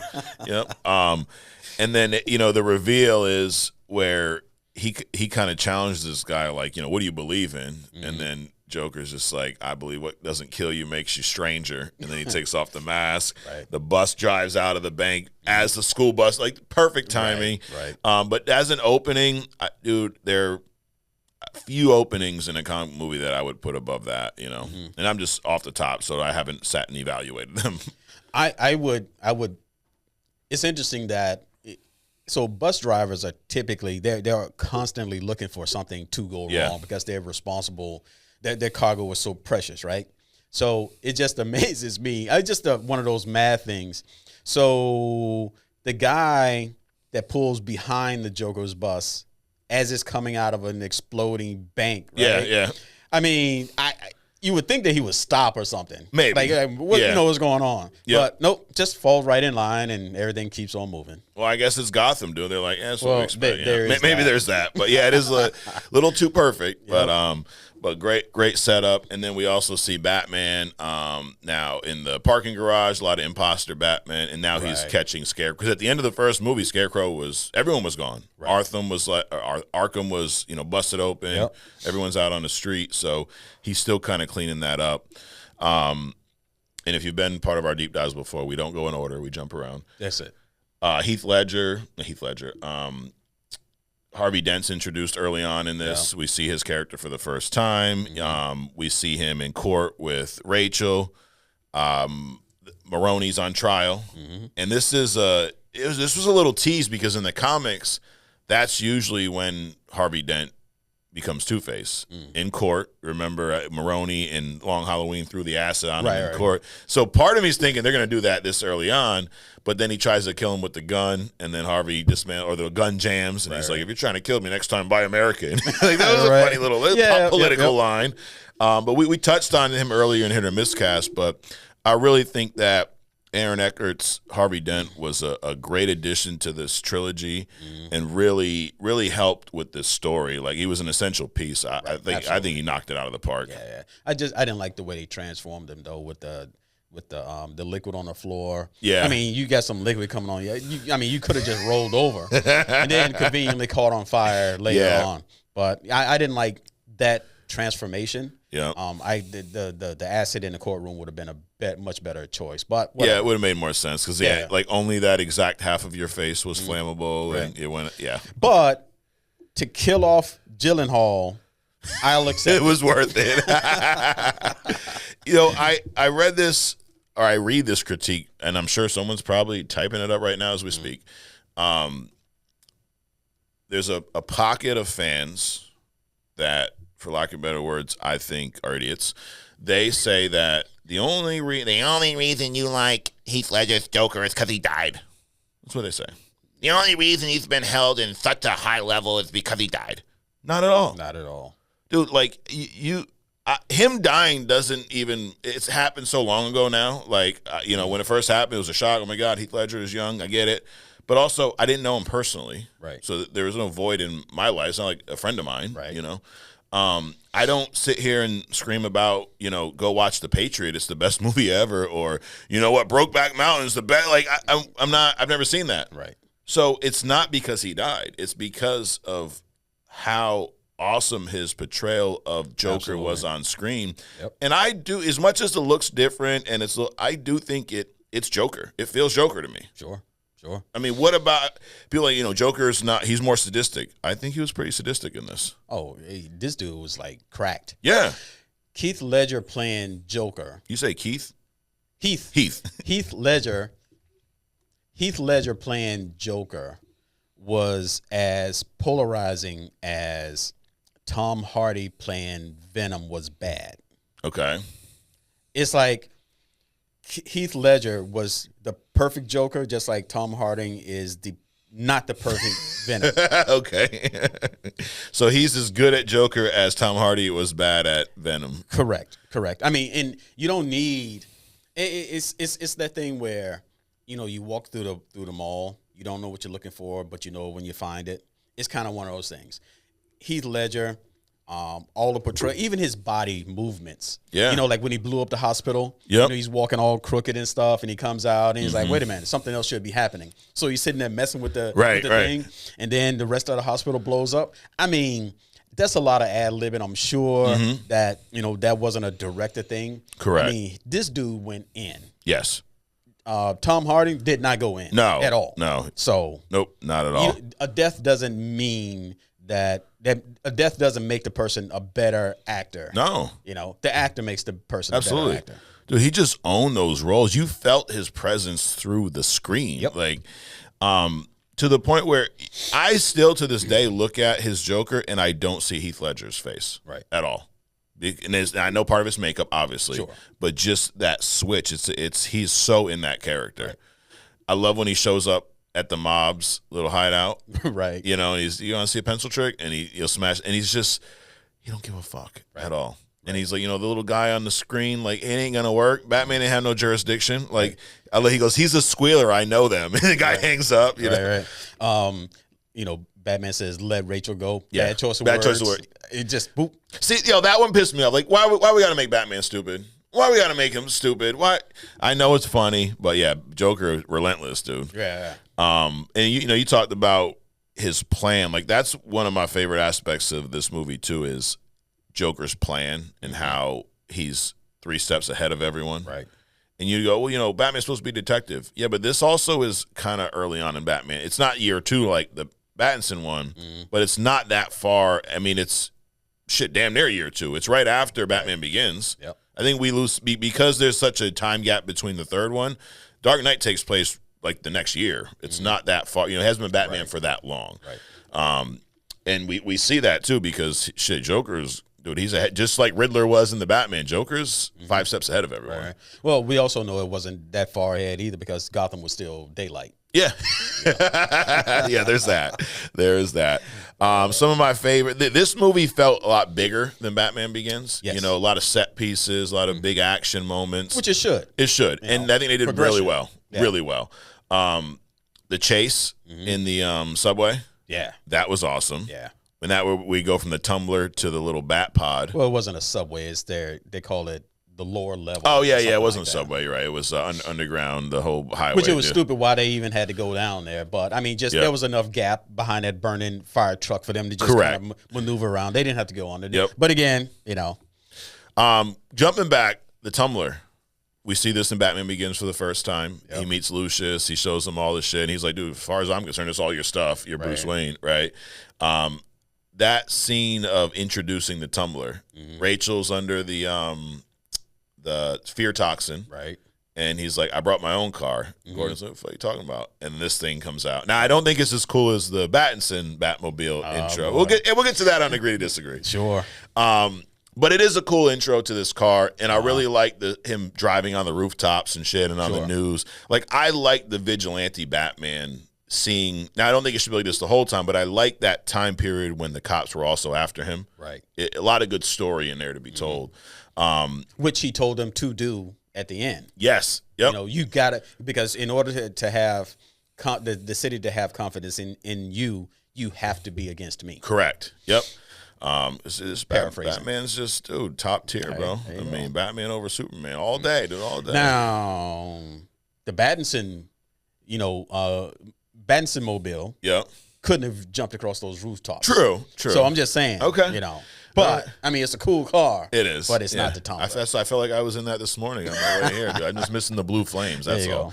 Go. But dude, the Tumbler's badass. Yeah. And we get really, 2 really cool Tumbler scenes. One in the Batman Begins when it's introed, and then they kind of, I think they upstage that in the Dark Knight with this tunnel scene. Right. But then the Tumbler gets destroyed, and we're introduced to the Bat Pod for the first time. Right. Did you like that scene where it kind of flips out from the Batmobile, and now he's on this little pod? It was a cool scene, but the math doesn't work. Okay. I mean, because you got this thing, it uplifted a semi in a tunnel without a scratch, right? But then you got this motorcycle comes out of one tire. so no, it was a cool scene. Yeah. It's a cool bike. I love that when he's turning that the tire flips. Yes. But again, the math. Yeah. So, like, I prefer the Tumbler over the Batpod. Oh, absolutely. And so it also, wouldn't Batman just have another Tumbler? He's a billionaire. Sure. You know what I mean? Sure. Like, I don't think Jeff Bezos has one Honda Civic. You know, he's got several cars. Honda Civic, Tumbler. Okay. It's a little different. It's a little different. He probably didn't think he needed it. Okay. A second one, that is. In that tunnel scene, when Joker's in the back of the semi and he's shooting him, and then he brings out the bazooka, like, and that's why I say it is such a it's a Joker. Sure. You know, like that's shit you see in the comics all the time. Just get a bigger gun, right, from Joker or animated shows. I like that whole scene there, and just his level of not giving a fuck is really, for me, what captures like my intrigue into that character the whole time. He don't care. Yeah. But he's got a plan, but you wouldn't know it. Right. There's a scene early on when we first see the Joker interact with Alfred, Rachel, when he shows up to the party at Bruce's house or the penthouse. Yep. And I read this. Michael Caine's Alfred was supposed to have a line of dialogue there. This was the first time the cast saw Heath Ledger in his Joker getup. Michael Caine, who's a seasoned actor, right, was so shocked at the look, he forgot his line. Oh, wow. Because of how just insane he looked. Like, he literally scared the shit out of everyone. Like, it was shocking for them to see that, which was, it's cool. And they just left it in like that. He was supposed to say something to him and completely forgot it. Nice. I love the score. Like, when Joker's on screen, that Hans Zimmer does the score for this. It's this menacing, like, humming noise almost that just fits the character so well. Yeah. That was a cool scene. But, yeah, and then they capture him, which he wanted to be captured in the first place. Dude, the interrogation scene's one of the top. I mean, this movie has a lot of awesome little set pieces. Right. I like the interrogation scene. We have Batman kind of unhinged for a little bit. Yep. And Joker just thinks it's hysterical the whole time. Right. Dude, he is just sick. Yeah. I mean, but his level of planning to get captured, to get into that same place, he basically kidnaps this crazy dude, sews a bomb inside of him. I just want my phone call because he wants to blow the place up, right? And then down to the very end where even through all of that, he captures Dent and Rachel and then tells Batman where Dent is, not where Rachel is. He says Rachel and gives him this address, but he knows that he wants to send him to the opposite. Right. Which is great too, right? Because it gets rid of Gyllenhaal, right? But I mean, the level of detail that this dude went to step by step by step. I mean, like everything. The only part of his plan that he was wrong about, the social experiment. Yeah. Because I think he thought that was going to work too. One of these groups is going to kill the other group, you know? And this is where you can tell that Nolan did a lot of research into Batman's comics and what makes the character and what makes Joker, because this whole idea that he's trying to prove is that it really just takes one bad day to kind of turn someone over the edge, which is the whole premise of The Killing Joke. Right. One bad day, and we see those flashbacks to Joker being a comedian. They kill his wife, the whole deal, which a comic. I don't know if we did a deep dive on that. I know we both read that. I don't think we've ever done that deep dive. But even though the social experiment didn't work, he had a backup. Yes. But, I mean, Batman foiled that, but he did have a backup. Yeah. Which is also cool. Absolutely. But that's what he was like, someone pushed to the absolute limit. Like, the line between being a psychopath and being normal is very fine. Right. In Joker's theory or whatever, which he tries to test here. It's true. Yeah, absolutely. I try to think about downs for The Dark Knight because it's a great movie. One of my major downs is honestly just Christian Bale's voice. It has not aged well. It's aged probably worse than anything I've ever seen in cinema, to be honest. Yeah, it's that bad. I mean, but you also think, Battinson is the best Batman movie ever too. Oh, so Adrian, I don't want to really correct you, but I don't think I know this. Okay. But anyways, I don't. I like his Batman. The voice is just too much at times. Sure. But the scene where he blows up the police station, and you see. Actually, I read that Heath Ledger improvised the whole clapping thing. That's just an awesome shot with him sitting there, that smirk on his face, the money blowing up around him. I really like too the scene where Joker has all the money stacked up. Right. And he jumps off of it. He just slides down, and he's messing with these mob guys. Like, he's got these killers in front of him. He's like, I don't give a shit. Yeah. And he starts pouring the gas on. He's like, whoa, what are you doing? He's like, I'm only burning my half. Right. That was pretty sick. Yeah. It in The Long Halloween, remember that scene where they burn the money? Batman, Two-Face, Catwoman leads them to. Very similar. There's a rooftop scene early on that comes right out of the Long Halloween comic where you have Gordon, Harvey, and Batman on the roof, and where they kind of make this pact. I mean, the dialogue's a little different, but they basically agree that we're going to do everything we can to protect the city. Right. Even if it's we're not going to deliberately break the law, but we're going to walk these lines. Right. I thought that was really cool. Yeah. That dynamic between Harvey, Jim, Gordon, and Batman really was like the heartbeat of this movie, you know? Yeah. The ending, I think, for me, if I had to pick a down, it was the ending. It seemed kind of choppy. It seemed like you got, Joker in this building for some reason, and then Harvey's way over here. It seemed dragged out, and it's almost like I feel like maybe Joker and Two-Face, I think it should all have been kind of the same, like something that involved all of it. It didn't feel as planful and connected as the rest of the movie for me. Well, I think Joker was in the building because he wanted a bird's eye view to the two boats blowing up. Okay. So that made sense. What didn't make sense to me was the whole Harvey Dent angle. First of all, he shouldn't have died. Yeah. And I think they kind of forced like a dual ending into this movie. And I don't think the Harvey Dent angle was necessary. No. At the end. Kidnapping Gordon's family. I'm going to make you feel what I felt, which is no possible way, right? Right. So I just think that was forced. They could have just did something else with the Harvey Dent and let him continue on some other kind of way, and then focused on the Joker ending. Yeah, I think put it well. It did feel like there was two different endings. Right. It felt like when he captured Joker, I feel like that was the end. You almost forget that. Oh shit, Two-Face is over there. I feel like once they turned Harvey into Two-Face, they didn't know what to do with him. Right. I did like when he showed up at the bar. Like I like when he started getting his revenge on everyone with the coin, even when he's in the car. Right. He's like, heads or tails? Oh, you made it. Cool. And then he flips it again, but the driver didn't. He kills as he's putting on his seatbelt. Like, that was cool. Yeah.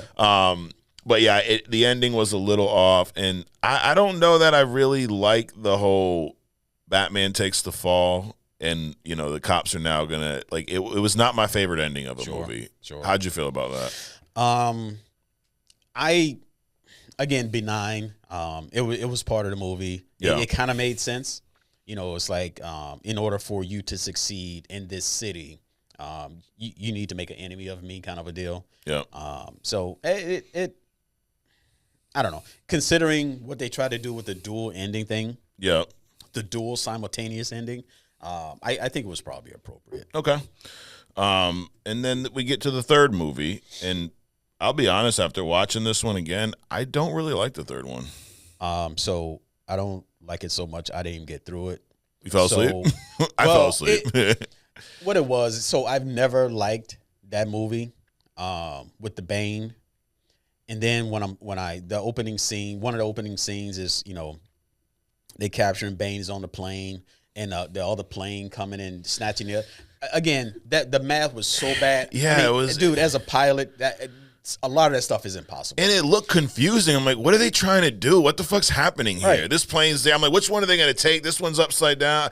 It was nonsense. I mean, once you turn wings like this, you basically have a drag, right? Yeah. It would have just sucked that other plane out the air. Right. So, I mean, the better thing, we're going to crash the plane. How are you going to crash the plane? Sitting there dangling like somebody's hang down, I mean, like, come on. Dude, just snatch Bane off the plane and blow the other one up. It was just nonsense, dude. It felt like they knew that they had this badass opening scene that introduced Joker. Uh-huh. So instead of like doing something different, they tried to like one up it. Let's do something even cooler with Bane. It was just too much, dude. It was, and then just to have this guy make us suffer through his acting the rest of the movie. So I was just like, done after the airplane thing. I couldn't take it, dude. It was like not only that, you got this airplane. First of all, visually, I can't figure out what the fuck's happening. And then I can't understand what he's saying. Right. Because now he's got this, I don't know what over his face. Like Darth Vader in Australia. Yeah, Australian Darth Vader over here. Like, what the hell was that? I don't know. Yeah, that was bad. This movie, you had, and it's like they just did too much of everything. You had the twist with Miranda Tate, who is actually Talia al Ghul. Mm-hmm. Like, yeah, so now we have another al Ghul twist, right? Just to have it. And a lot of it was based around like Wayne Enterprise and the boardroom, and you don't see Batman for like an hour. Remember, he's all crippled with the cane. The Catwoman didn't hit. I didn't like John Blake, the fake Robin version. Mm-hmm. Like, dude, the guy looks like Robin, first of all. Right. And then in the end, they kind of, what's your middle name? My middle name's Robin. Like, it was just stupid. This movie kind of was reminiscent for me of the George Clooney Batman movie. Yeah. It was like just when you find yourself like, that ain't right. No. When you do that too much in a movie, right? And Bane was just distracting the whole time because it's like we have to pretend like he's big. Right. He's not big. He's on that same box that Bruno Mars uses to reach the girls in the video, or he's on stilts. Like you ever use stilts when you tape sheetrock? You ever done that? No, I bought some. Okay. And never used them because I hated awesome. They look cool. Yeah. But dude, I hate sheetrock so much. Okay. I just couldn't even put them on. It's like, dude, I'm not gonna put these on. Suffer through learning how to do something I absolutely hate. Okay. Well, I mean, years ago I was in construction and I would use stilts. Yeah. Like it's like, but. That's what this guy looks. He looks like he's on stilts. The fighting. Does Tom Cruise stand on Bruno Mars and Bruno Mars stands on Tom Cruise? Something like that. Yeah.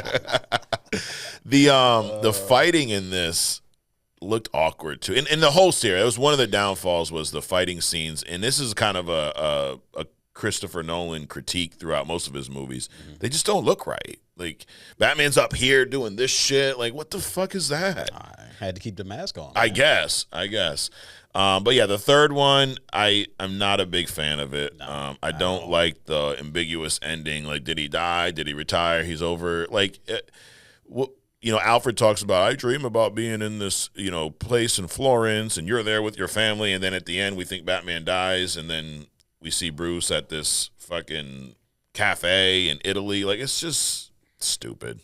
That's one word, and I mean, I bet there's a lot of people that disagree with us, but sure.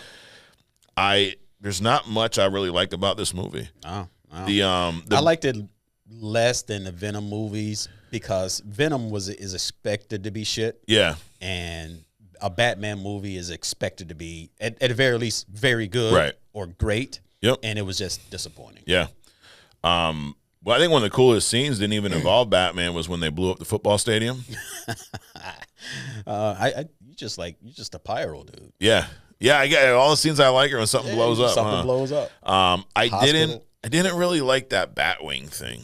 It just, I don't know. I know he has a plane in some of these, it just give me the Tumbler, dude. Right. And then they try to rush the whole No Man's Land story with the frozen Gotham, and at the end when Crane's like a judge, there was a lot, dude. It was a lot to not like. Yeah, and then Bane, you build Bane up to this badass, and then he just like dies like nothing, like 20 minutes, like nothing. Like in the second one when the Joker has a knife up against the guy. Yeah. In his mouth, and like he's badass until just it was so bad they didn't even show him killing him. He just like falls to the side. So it was like that. Yes. Yeah, like all of a sudden he's just a joke. Yeah, exactly. And Talia al Ghul is this badass, and yeah, nope, not a huge fan of this movie. So if I had to rank them, it would go Dark Knight, Batman Begins, then The Dark Knight Rises. Exactly. We did a little poll on the YouTube page, and I told everyone we were going to be talking about this trilogy. I asked, what was the best movie in this trilogy? So we had around 100 votes. 76% of the people said that The Dark Knight was the best. 14% says The Dark Knight Rises. That's insane to me. and 10% say Batman Begins is the best of these. So I can see why someone would like Batman Begins more, you know. Sure. Dark Knight Rises, I think that maybe you were too intoxicated when you responded to this poll. But as a whole, you know, it's hard because I feel like you have one really good movie, one great movie, and one bad one in this trilogy. So if I judged it as a trilogy, I would say probably 6, maybe. Yeah. But standalone movie, Dark Knight, dude, it's probably my second favorite Batman movie. Right. You know. Yeah. I mean, it was probably your first, right? You're not there yet. I'm working on you. Well, you keep working. It's not gonna happen. No, definitely. The second one was the best. Yeah. I would probably say probably the best Batman movie for you, Dark Knight, that I've seen. Yeah. Yeah. I mean, it's a great movie. It holds up. It's something that's fun, and watching it, I can't skip through a Heath Ledger scene. Right. It's just that iconic. Right, and it's so riveting. His performance is like you don't want to leave because you don't know when he's going to show up. Correct. Which he does everywhere. Yeah, the mob, the police station, the hospitals. I mean, the bank. I mean, everything, dude. Like, is there another, like, without thinking too much into it, is there another comic villain that even comes close to this for you? Like, whether it's a Thanos or a Loki or an Ultron, like anything to Heath Ledger's portrayal? No, not at all. No, actually, I was thinking, is there a villain that is so methodically conniving and just villainy? Right. And no, the Joker, dude. The Joker is just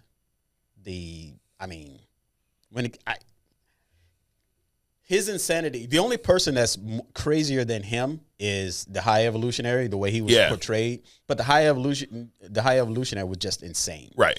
The Joker is like methodically villainy. Oh yeah. You know. So I mean, he's just top tier, dude. Mm-hmm. Absolutely. In the third movie, they did the whole Bane breaks Batman's back. This happens in Nightfall, the comic. Mm-hmm. It was okay, the fight, but what was weird was like that size difference. You see Bane holding up Batman over his head. Mm-hmm. Well, Batman looks bigger than you do. Right. It just looked weird. And one thing I never want to see again is Batman fighting outside in broad daylight. Right. When they were at the stock exchange, it just looked weird, dude. It's because you saw all the bad motions and things like that. Yeah, you know they could have did like I said in the early because we talked about this before. They could have did like the early Arnold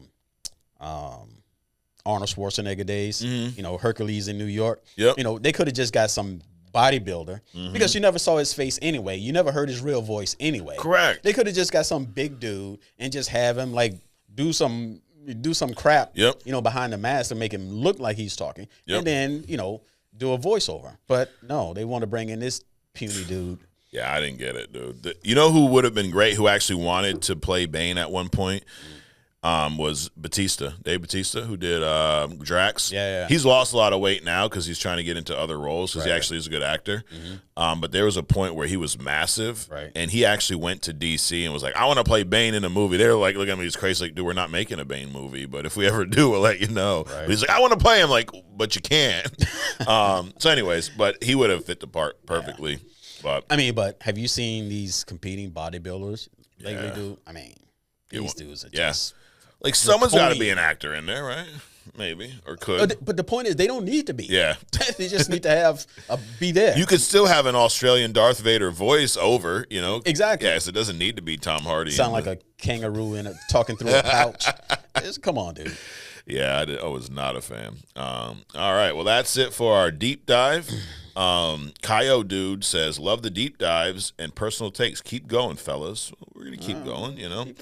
Maple Grove says, another great episode. He's talking about last week's. I think so. Mm-hmm. Question for the pod. Mm-hmm. Over COVID, I got into reading comics more. I came across Sentry and loved him.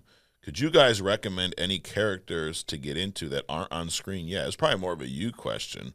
Well, there's some characters that, I mean, it's got like Sentry. Mm-hmm. Someone we've not seen, some of your favorites from the comics that haven't been portrayed. What would you tell them? Who would you tell them to go read? One we was talking about earlier. Anything Alpha Flight. There you go. The Hellfire Club, anything with that. They have, I mean, they've kind of been, but you don't really know. You know, they've brought out like Sebastian Shaw, but I mean, it's like, Just scratch the surface. Yeah, just scratch the surface. Who else that has not been portrayed on screen?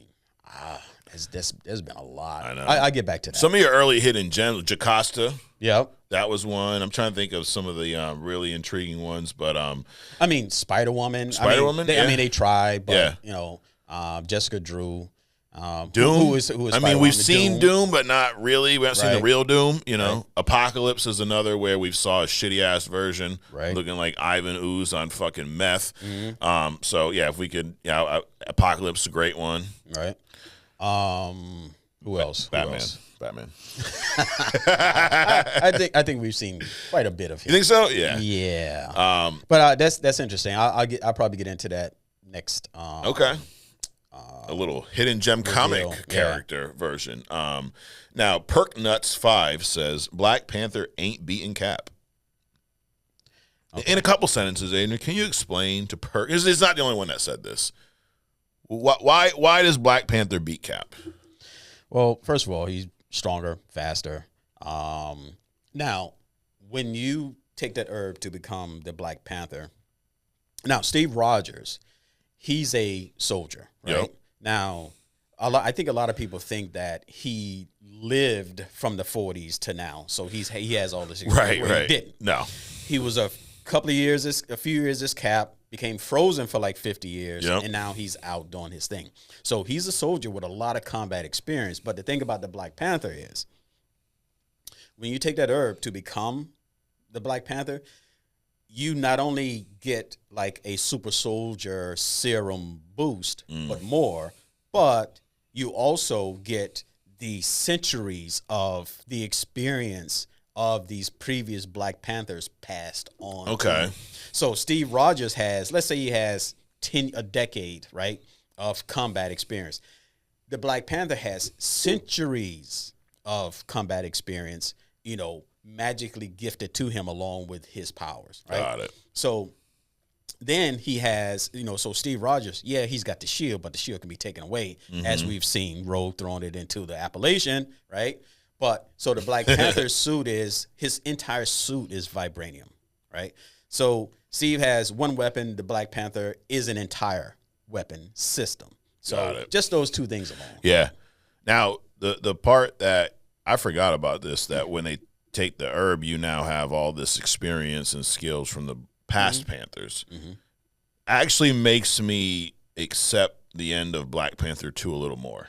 Because I always looked at it as, sure, he's been Black Panther for 15 minutes and she's kicking the shit out of Namor, but technically she's been Black Panther for 15 minutes, but she has all this in her DNA. So still don't make it right now. You're still not buying it. So Perk Nuts. At the very least, that Namor should have given Black Panther more of a run. I agree with that. I mean, he was like 10 feet off the water, dude. Come on. Well, the problem is they spent too long, retiring T'Challa's character when they shouldn't have, so it ate up most of the film. Right. So like, oh shit, we still have to have her beat Namor. Like, we got about 5 minutes. Go ahead. You know. So I do think that should have been a more brutal, absolutely, more drawn out fight. Right. Because they did have like. It seemed like maybe there was some cut out, because it had the brutality with she was stabbed, impaled or whatever, but it just happened too quick. Right. I mean, Namor is much stronger than Black Panther. Really? And he's not. I mean, you had him pulling helicopters out of the sky in the beginning of the movie. True. And then he's like being beat up by this girl. Yeah. So, but also Black Panther. Namor is probably at least a century old. Yeah, true. So he's got a lot of combat experience, dude. So imagine this. Imagine this. They didn't kill off T'Challa. They recasted him with someone else. Right. And we saw a MCU Black Panther versus Namor fight on screen. Would have been great. Yeah. But you fucked it all up. Anyway, so Perk Nuts, or as they say, Numb Nuts, that's why Black Panther beats Cap. But no, it's all love. You can believe what you want, but you also could be wrong. Besides, he's got, $10 trillion he could have sent every mercenary in the world. True. Even before him, just to like wear him down a little bit. Dude, I think sometimes people get confused and they think Cap is like Superman level strength. No. He's not. No. Like Spider-Man's stronger than Cap. Oh, absolutely. Like Spider-Man would whoop Cap's ass. Cap is like an Olympic athlete. Yeah. Right? I mean, he's stronger than most people. You know, sure. Can bench press, when we talk about strength, bench pressing about 800 pounds. Yeah. Spider-Man is 10, things like that. Right. I mean, T'Challa, I forget what his strength level is, probably a ton, 2,000 pounds. So he's still bench pressing more than Cap. But again, hundreds of years, centuries worth of combat experience. Correct. Plus all that tech. Yeah. Even without the suit, I think he can beat his ass. Absolutely. All right. Next up, Adrian, Hidden Gem. Hidden Gem. So what do we have going on this week? So, an intriguing character from a request. Yep. This week is Typhoid Mary. All right. There you go, Sons of Sekhmet. So, I mean, this character is interesting, kind of like Joker interesting. Okay. And as we were talking about the Joker, right, I'm sitting here thinking about this Hidden Gem, and I'm like, there's a lot of similarities psychology-wise between the Joker and Typhoid Mary. So Typhoid Mary, now get this, Typhoid Mary Fisk. Hold on to that. Whoa. Right? Oh, yeah. Okay. Oh, yeah. So Mary Walker was born to parents. They were always like an abusive family thing. The father was sexually abusing her from the crib, dude. Damn. From the crib, he was sexually abusing her. So she developed so it's like a split personality thing. So she developed 3 or 4, depending on where where you read, 3 or 4 personalities. Yeah. So she's the mousy Mary Walker, right? But then she is Typhoid Mary, the adventurous, lustful, violent one. Then she's Bloody Mary, brutal, sadistic. Then she's Walker, which is her name, Mary Walker, which is the person that she knows about all these other personalities, but she's the one that's more in control. Now, interesting run. She, due to her abuse and, she developed this early on split personality, which she didn't even know about. But as a result of these personalities, she spent a lot of her time in psych wards, throughout her adulthood, right? Okay. In this psych ward, she was basically experimented on by this group of psychiatrists who were trying to unlock latent mutant powers or something, right? And she is a mutant. Yeah. Right? She's a low-level mutant, but she's a mutant nonetheless. So they were trying to experiment on her, which actually split her even more, So she developed these personalities as a result, basically, of trauma. The father molestation, the doctor molestation and brainwashing, so on and so forth. So she went out and she was trying to do all this stuff. Basically, she just wanted to do what pretty much a lot of girls wanted to do back then. Go to Hollywood or whatever, or go to New York and become an actress or something like that. Well, she went to New York, all right, but she didn't become she became some level of actress, but not what she was intending to do. Okay. So she became a criminal, murdering people, crime, all this kind of stuff. Got on the radar of Mr. Fisk, right? Who actually recruited her and used her. She became one of his top henchmen. Okay. And at some point it become obviously more than that because they got married. Now, in between that, she's also dealing with Doom. She's dealing with Murdoch / Daredevil. Yeah. One of Kingpin's first assignment for her was to infiltrate or take down Daredevil, because Daredevil, for those that don't know, is Kingpin's nemesis. Right. He hates this dude, right? Yep. So he sent her after him to seduce and find out about him and so on and so forth. So she introduced herself to Murdoch, right? Lied about her past, that she was also taking care of blind people and things like that. He became interested in her, which to the point, because she was also, so one of her powers is to some telekinesis to manipulate people. Mm-hmm. So she actually convinced him to turn away from Karen. Damn. Right. So and then used it against her later. Didn't they date or something? Who? Typhoid Mary and Daredevil? Yeah. Yeah. Well, she dated Murdoch. Okay. While she found out about Daredevil. So she was dating Murdoch and trying to murder Daredevil at the same time. And her personalities is such that when she splits, her whole physicality changes. So did he know? He did not know. He did not know. Because, he can sense people's heartbeat. Right. Because he can... Was he blind or something? He can ID people by their sense. Yeah. Their heartbeats and things like that. And when she switches... all of that stuff changes. Oh, shit. So he couldn't even identify her as that, as the two people. So, sexing him as Murdoch and trying to kill him as Daredevil at the same time. Sexing and killing. Yep, sexing and killing and killing and sexing. Damn. So, so she would do this thing, but what turned Kingpin off was that Kingpin wanted to know who he was and to capture him. And she decided that, well, I'm just going to kill him. So she threw him off a bridge. Yeah. Obviously, that didn't work, but Kingpin didn't see it as that. And they actually thought he was dead, right? Mm. So they kind of split them. So she went off on another way. She went on her other adventures. Doom learns about it, as in Dr. Doom. Victor, right, learns about Typhoid Mary through infiltrating Kingpin's information. So he hires her to find out about this other group just for information gathering. So she's had like a lot of engagement with a lot of people. Elektra, Doom, Spider-Man, all kinds of people, dude. Wolverine, Deadpool.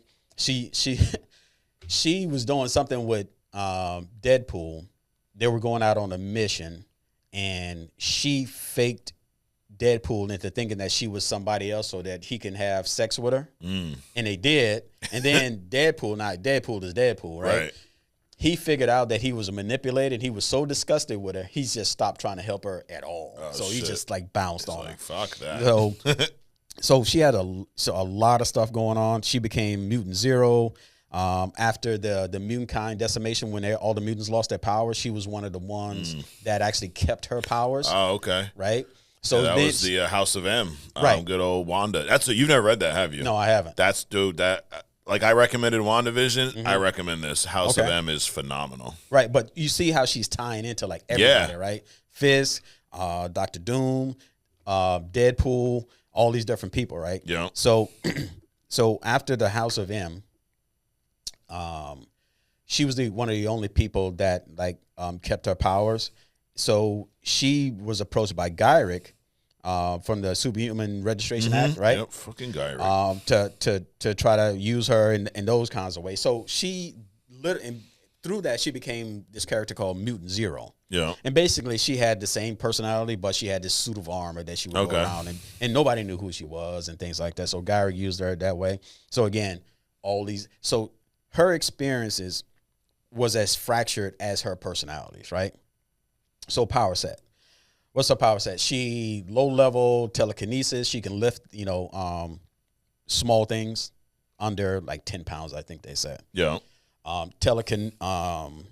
Telepathy to some degree. She can kind of manipulate lower-level minds. Like she couldn't manipulate Captain America's mind because he's too strong. Okay. But like her father, she basically manipulated him to stop molesting her. Okay. As a young age. That's good manipulation. Even though her other power, pyrokinetics, right? She can start fires or make people spontaneously combust, line of sight kind of a thing. So her father stopped molesting her and just started beating her ass because she would start these fires, and then they would get into all these different arguments and stuff. So not a good. So not a Father of the Year candidate is what you're saying. No. Probably not going to get a Father's Day gift. No, probably not. Probably get deaded by Kingpin if he ever finds out. So the other thing was that, so after she attempted to kill Murdoch and Kingpin thought that she had killed him, she went out, did her thing, but then came back, and her and Kingpin got back together in crime and in sex, and eventually got married. Okay. And here's another tie-in: Krakoa, yeah, or Krakoa, that the mutant city that got blew up in X-Men '97. Okay, yeah, right? yeah. So because she was a mutant, she was able to get into there, and then she brought Fisk with her, which turned out to be tragic because there was this group that went around killing everybody. So probably what X-Men 97 is based off of, when the Sentinels came in and just destroyed everything.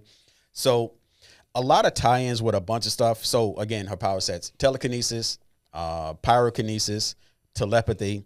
But through her experience, they don't really say why she can do all these things, but she's a pretty good martial artist, very good with knives and swords. And the Mutant X armor gave her pretty much a suit of armor that she can go around and do stuff with too. Also, she's very good with weapons and everything. Now, the thing about it is that Mary, the mousy one, she has no powers. Typhoid Mary and Bloody Mary can wield all of her powers. Okay. And then Mary Walker knows that she can, but she doesn't. So not only does her she physically change, not physically like the Hulk, but her body chemistry changes when she goes from personality to personality, but her power set changes as she goes from personality to personality. Wow. So a very, very interesting character, and I can see with all of her psychosis how she's around all these different people, because each personality would put her in around a different type of person. Yeah. So that was a very good suggestion. Yeah. Good job for a hidden gem, man. So pretty cool. She's one of those characters that, like, you name all these comic lines, and I remember seeing her kind of in the background, but she's a character that I didn't know all that about. Right. She's just kind of there. You know, you just take her as a sideline supporting act almost, if you will. Sure. But you don't realize, and that's the thing about some of these Marvel events, there's so many characters involved that you may see her in one or two panels and that's it, right, because of how massive this universe is. But, dude, that's one that I think, they could do on screen. Oh, absolutely. I mean, when I first started reading about it, I'm thinking, wow, this is Jessica Jones. Yeah. But more like Jessica Jones / Joker kind of person with the personalities and stuff. Yeah. So, but a lot of experience. I mean, she could literally show up anywhere in comics. Yeah, no, that's cool. I don't know if you knew that. I got a little fun fact for you, Adrian. So, Typhoid Mary was also a nickname for a lady from Ireland, Mary Mallon. Okay, she was born in 1869. She was born with typhoid fever, and she had infected as many as 50 individuals because she was a cook. So she had typhoid fever, was born with it. Over the course of her life, she was quarantined several times for a total of 30 years. Right. But then died in quarantine. But this chick had this disease since she was born, had it throughout her whole life, and for some reason always wanted to be a cook. So she would go back to cooking, infecting people. Right. Which is crazy. So they called her Typhoid Mary. Right. So a fun fact for you. I did know that. You did? I did know that. All right. The name Bloody Mary is a reference to Queen Mary, who in her crusade to resurface or elevate Catholicism. Yeah. All of her enemies called her Bloody Mary because she would just, she did everything like what churches do, right? To prop up their beliefs. Yeah. So she would go murdering people, so they called her Bloody Mary. Oh shit. And so Typhoid Mary is an amalgamation of those two characters. Wow. Typhoid Mary and Bloody Mary. Dude, so if you subscribe to Only Comics, you could cancel your History Channel subscription.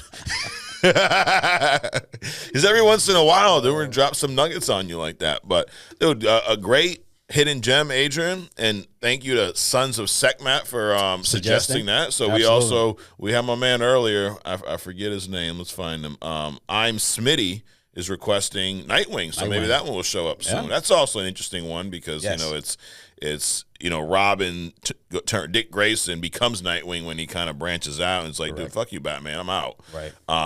Cool story there. All right, well, great hidden gem. Moving on, Adrian. Agree to disagree. This is where I rapid fire. I got 10 this week. 10 of my opinions at you. Believe it or not, a lot of them are going to be Batman opinions. For the Batman Day coming up next Saturday. Okay. Batman Day, if I'm not mistaken, I believe that most comic shops participate in this, and there's a free Batman comic they'll give out each year on Batman Day. Okay. So show up. If not, tell them that I sent you and they need to give you a free comic. If not, steal it and run away. No, I'm just kidding. Don't do that. Don't do that. Only comics made me Yeah, they told me do it. Yeah, blame Mike and Adrian. Sure. And we will not bail you out. So just blame Mike. yeah, and I will definitely not bail you out. I'm like, I don't know what you're talking about. He's definitely not a subscriber of ours. So anyways, agree to disagree. I'm going to rapid fire 10 of my opinions at Adrian, and Adrian's going to let me know if he agrees or disagrees.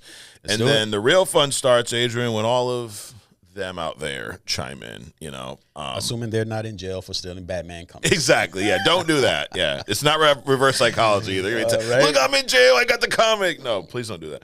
All right, are you ready? Ready. Ready as you're going to be, huh? Ready as I'm going to be. Number 1, The Batman is better than Batman Begins. Agree. Okay. Batman Begins is better than The Dark Knight Rises. Agree. Kelsey Grammer's Beast is better than Nicholas Holt's. Agree. Heath Ledger's Joker is the best on-screen movie villain in history. Agree. Number 1, bitches. Spider-Man would beat Cap. Agree. Tom Hardy's Venom is better than Tom Hardy's Bane. Wow. Yeah. That whole thing's a mouthful of suck. Yeah, agree. Yeah, the second part would be, but they both suck. Right. But anyways, Battinson's Batmobile had a better intro than the Tumbler. Disagree. Okay. The Ra's al Ghul twist in Batman Begins was unnecessary and stupid. Disagree. Zoe Kravitz had the most comic accurate Catwoman portrayal we've seen on screen. Agree. And last but not least, this is very simple, Batman over Superman. Agree. And I'm not saying he would be, I'm just in general. Superman's own son would agree with that. His own dog, dude. You ever see that anime? I forget that with Kevin Hart, and the dog chose the Batman toy because the dog's smart, unlike Superman. Exactly. There you have it. That's agree to disagree. You guys let us know. So we had some disagrees in there. I'm not surprised by the disagrees. You thought that the Tumbler had a better intro than Battinson Mobile. Yep. It's a good ring to it, the Battinson Mobile. And the Ra's al Ghul twist, you didn't find as offensive as I did. No, I didn't. It was a bit of intrigue. Yeah.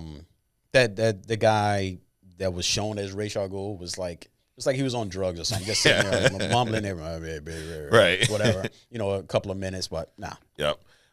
When you agreed with the Zoe Kravitz most comic accurate Catwoman. Now I don't know that I would say she's the best. Michelle Pfeiffer's, I think, is the best. Sure. But it's not comic accurate. But you didn't actually say Catwoman. So that was I was going to draw it out and say, hey, do you mean the most comic accurate?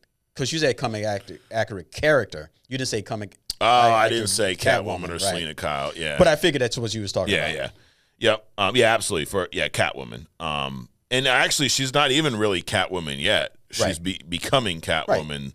Selena Kyle still. Sure. But yeah, I thought that. And I can't wait to see where that goes in the second Batman. She's the right size. Mm-hmm. The way her moves are. Because she really caught my attention when she first jumped off the balcony. Oh yeah, when he's watching her. Just the way they portrayed that. Yeah, watching her change and shit. Yeah, Batman's some role model, huh, dude? Right. Like, come on, let the girl change. Anyway, and she's Lenny Kravitz's daughter. I mean, come on.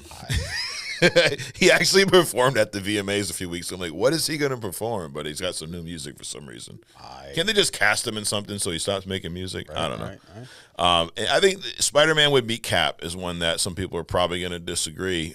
But, dude, I just think he's faster. He's stronger. Yep. He's got the webs. He's got the spidey senses. I mean, it's not going to be like, it's not going to be like Wolverine cutting off Sabretooth's head. It's not going to be that quick. Right. Probably be a good little fight. Yeah.